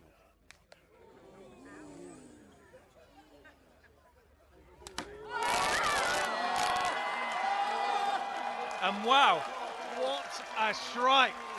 After talking about how we've barely seen any early knockouts, it happens now in the men's final of all times. Wow, fantastic play. Matt Cross is now the new men's World Conker Champion. Amazing. Incredible strike from Matt Cross. And you're right in what you're saying there, Simon.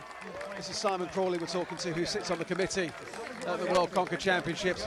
We hadn't really seen any action like that where conkers were smashed that happened in the final. Let's now hear what the champion has got to say. Mine broke. You did. What are you going to do after this? Congratulations, man. Thank you very much.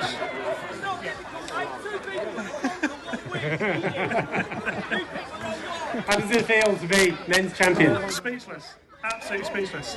You know, I turned up with a group of lads from work, had a bit of a laugh, have a bit of a go, and first time here, and I won it. First time player. Any practicing? Couple of weeks in the office, yeah. But yeah, other than that. You're a civil servant, so you play conkers at the office. On lunch break. On the lunch break. But no, really enjoyed it, really enjoyed it. So what does it mean to you to be men's champion? I need to let it sink in first. Yeah, it does. It means a lot. You know, I was talked into it by the lads to come down and have a go, and I've given it a go and just won. So yeah, pretty happy. Let's hear it for Matt Cross, world champion.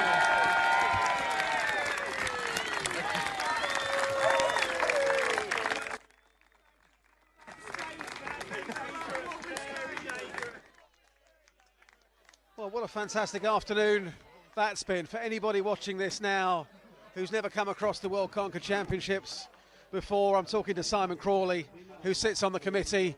His hard work goes on pretty much from tomorrow to organise next year. But people are thinking, I would like to take part in this next year. What can they do? How can they get involved?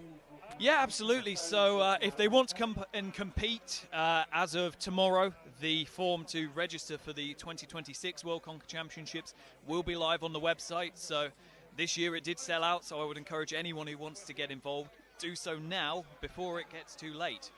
You never know when the form might close. And then, yeah, beyond that, it is a fun day out. If you've got a family and you've heard this and you think, yeah, let's check it out, we've got loads of stuff here for especially kids to do to keep them entertained through the day. And then, of course, an amazing conker competition as well, which is a lot of fun to spectate if you want to. We're going to hear from the champion very soon as well. It's been a bumper year for you after the controversy of last year. We had 256 people that were taking place. Normally people could walk up on the day and take part. This year people simply couldn't do that. I suppose the hope for you this time next year is that that success continues, because ultimately in the 60 years you've raised £500,000 for charity. 2 seconds. Yeah, absolutely, and we just want to.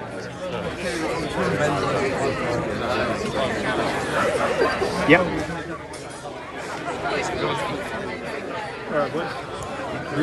So we're here with the world champion in the men's division, Matt. How does that feel? Fantastic, Yeah. absolutely fantastic. Yeah, didn't expect to come and win. 2 or 3 rounds in, thought, oh, it's a possibility. Yeah. But yeah, just to turn up in the final was a good thing. But yeah, to then be able to get fortunate enough to win it. Unlucky for Andy for his to break on mine.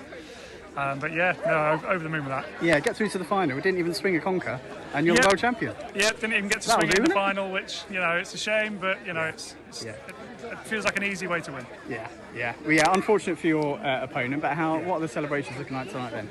The world conkers champion. World Conker Champion. Yeah. A few beers. I think there's a few beers in the fridge. But yeah, that'll be, get home, see the wife, and then he's not come today. Thinking it'd be too long of a day, but that was preempting getting to the final. So. Yeah. But no, it's been a good day. And you are about to take on the women's champion in a mixed final, I think. That's correct, isn't it? So best of luck for that, and come back next year and defend your title. Brilliant, thank you. Well done. Okay. Come to Richard.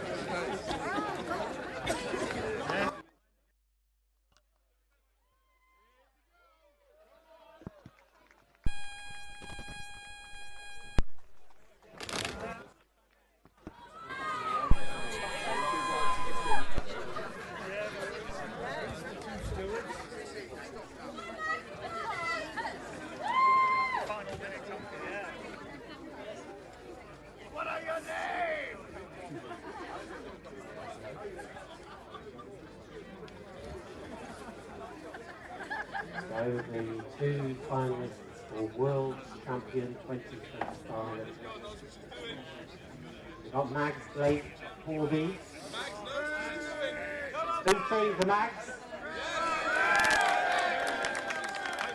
And Matt Cross from Border Lincolnshire.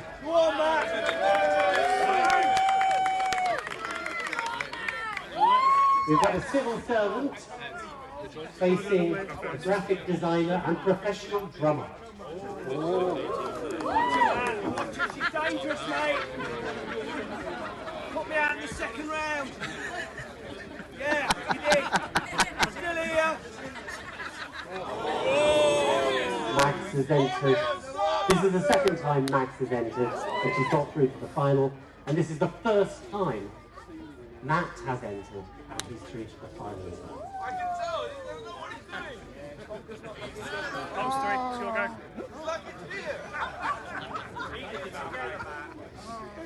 Come on, Max. Max.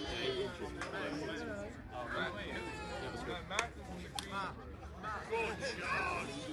18. On again. Go on. 19. Lovely. Fine goal. What's your number? You got this. He missed. 8 inches, please. 8 inches.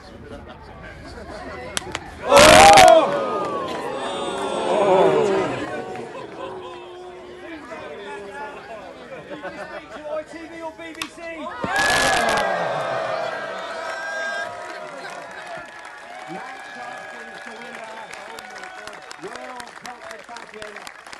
2025. First time of entering the championship. That is the world champion.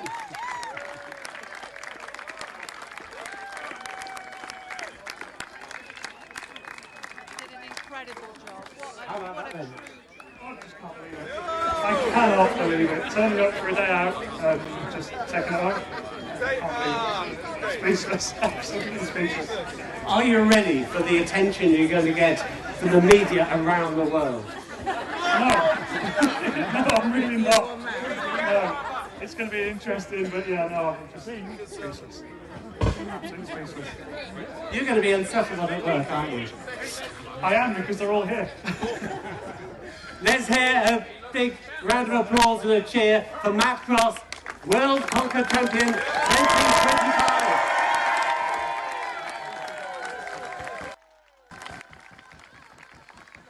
It's a great moment that for Matt Cross, who's taking it all in at the moment. Well done to Matt. And now this is the crowning ceremony.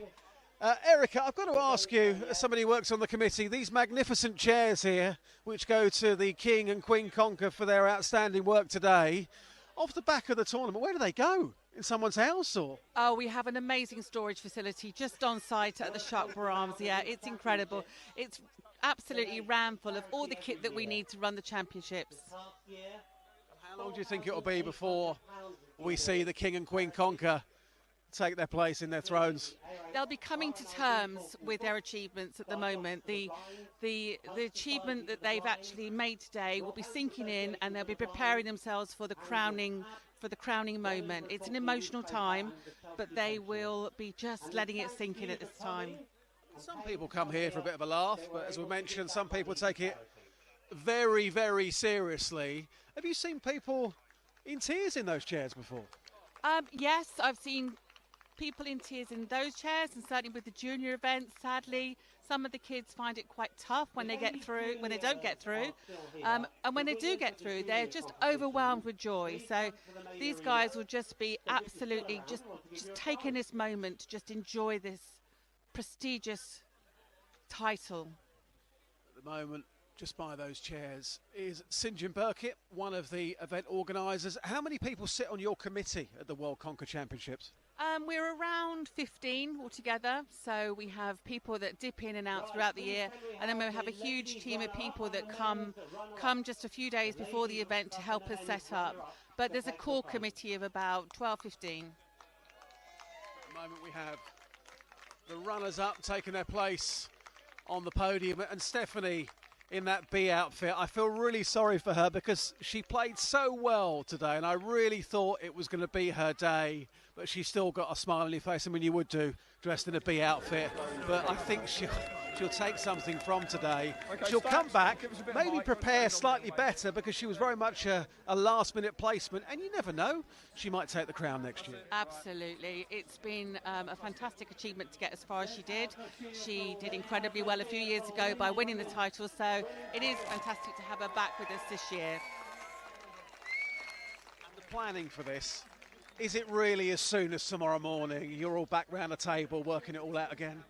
We may just have a lie-in tomorrow, although there is, of course, a clearing up to be done. But no, we'll be back around the table very soon to have a little bit of a reflection on how it's gone, what we could do to make it better, what went really well. But we're just really pleased at how today's gone, I think. Simon Crawley's back with us as well, who sits on the committee. There we have our Queen Conker on that throne. Yeah, absolutely, and look at how happy she is. And that's what, I mean, there's a lot of reasons that make this event worthwhile for us to do. From the committee, it's a lot of hard work, as we said, and sometimes you don't really get to enjoy the actual fun of the event, but to see people enjoy this and accept that trophy and also make some money for charity, it's just fantastic. It's nothing quite like it. Terrific moment for her and her family as well. And when it gets down to that final, I know people say it's just a bit of fun because we've got the men versus the women, we've already got our champions, but there is something on that, isn't there? Yeah, of course.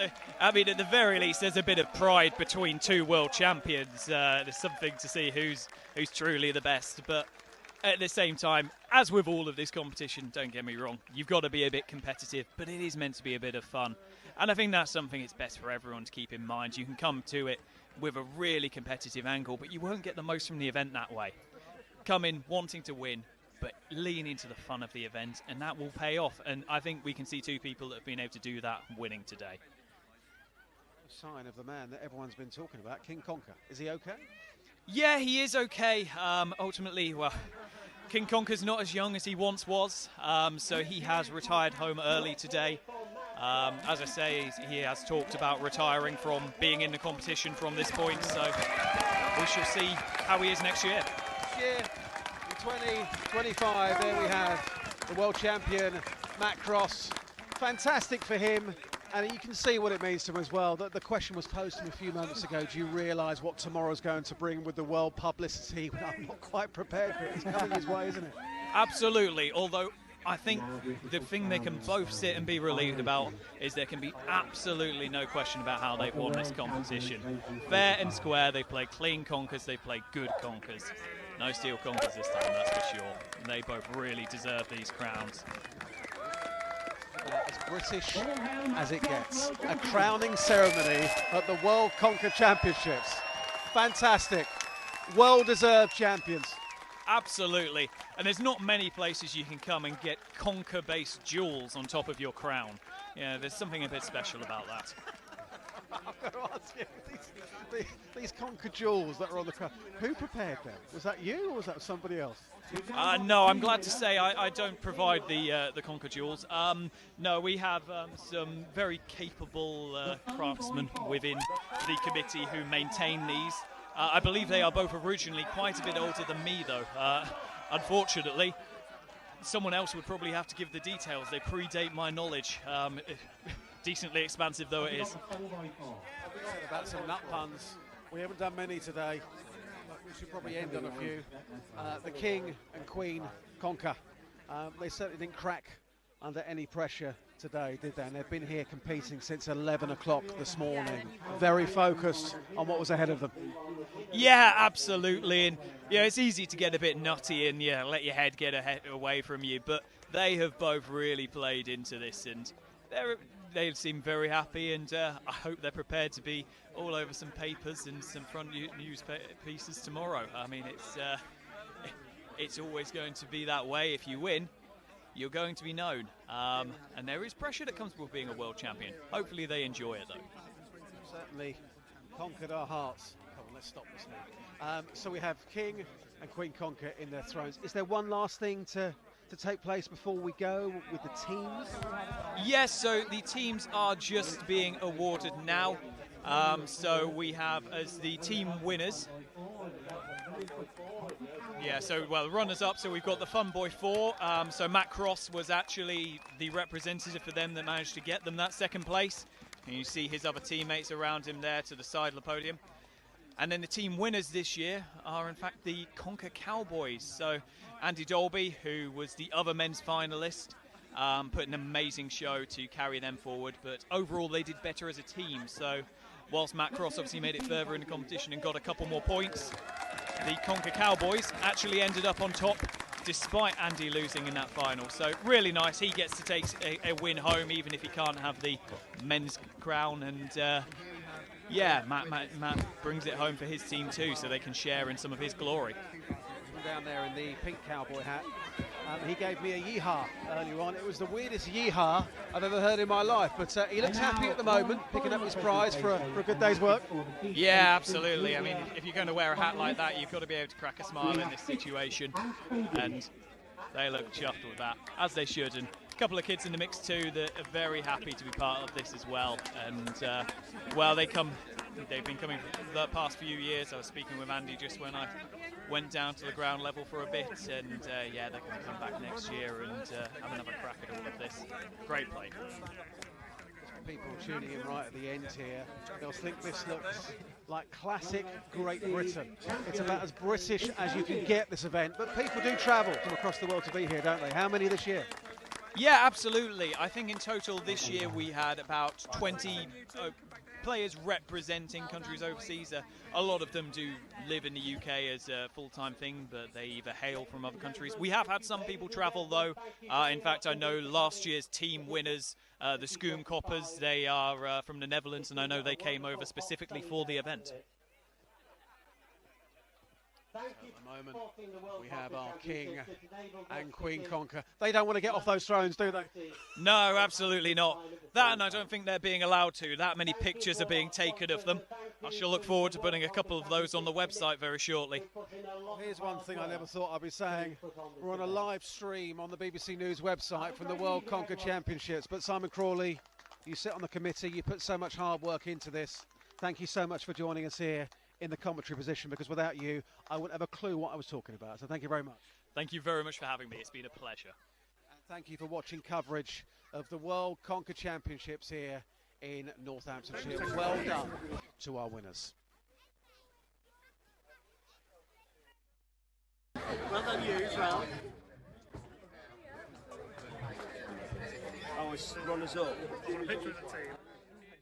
Hang on, let me get my crown sorted for you. In particular now. Should we sit at his feet? Yeah, for sure. No closer, Graham, no closer. There you go, Chris. I think we did the hard run, but I was lucky. I've taken it now.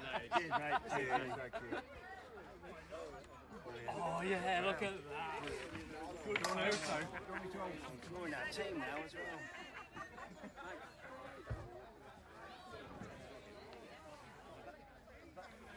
I think we both need to be up there.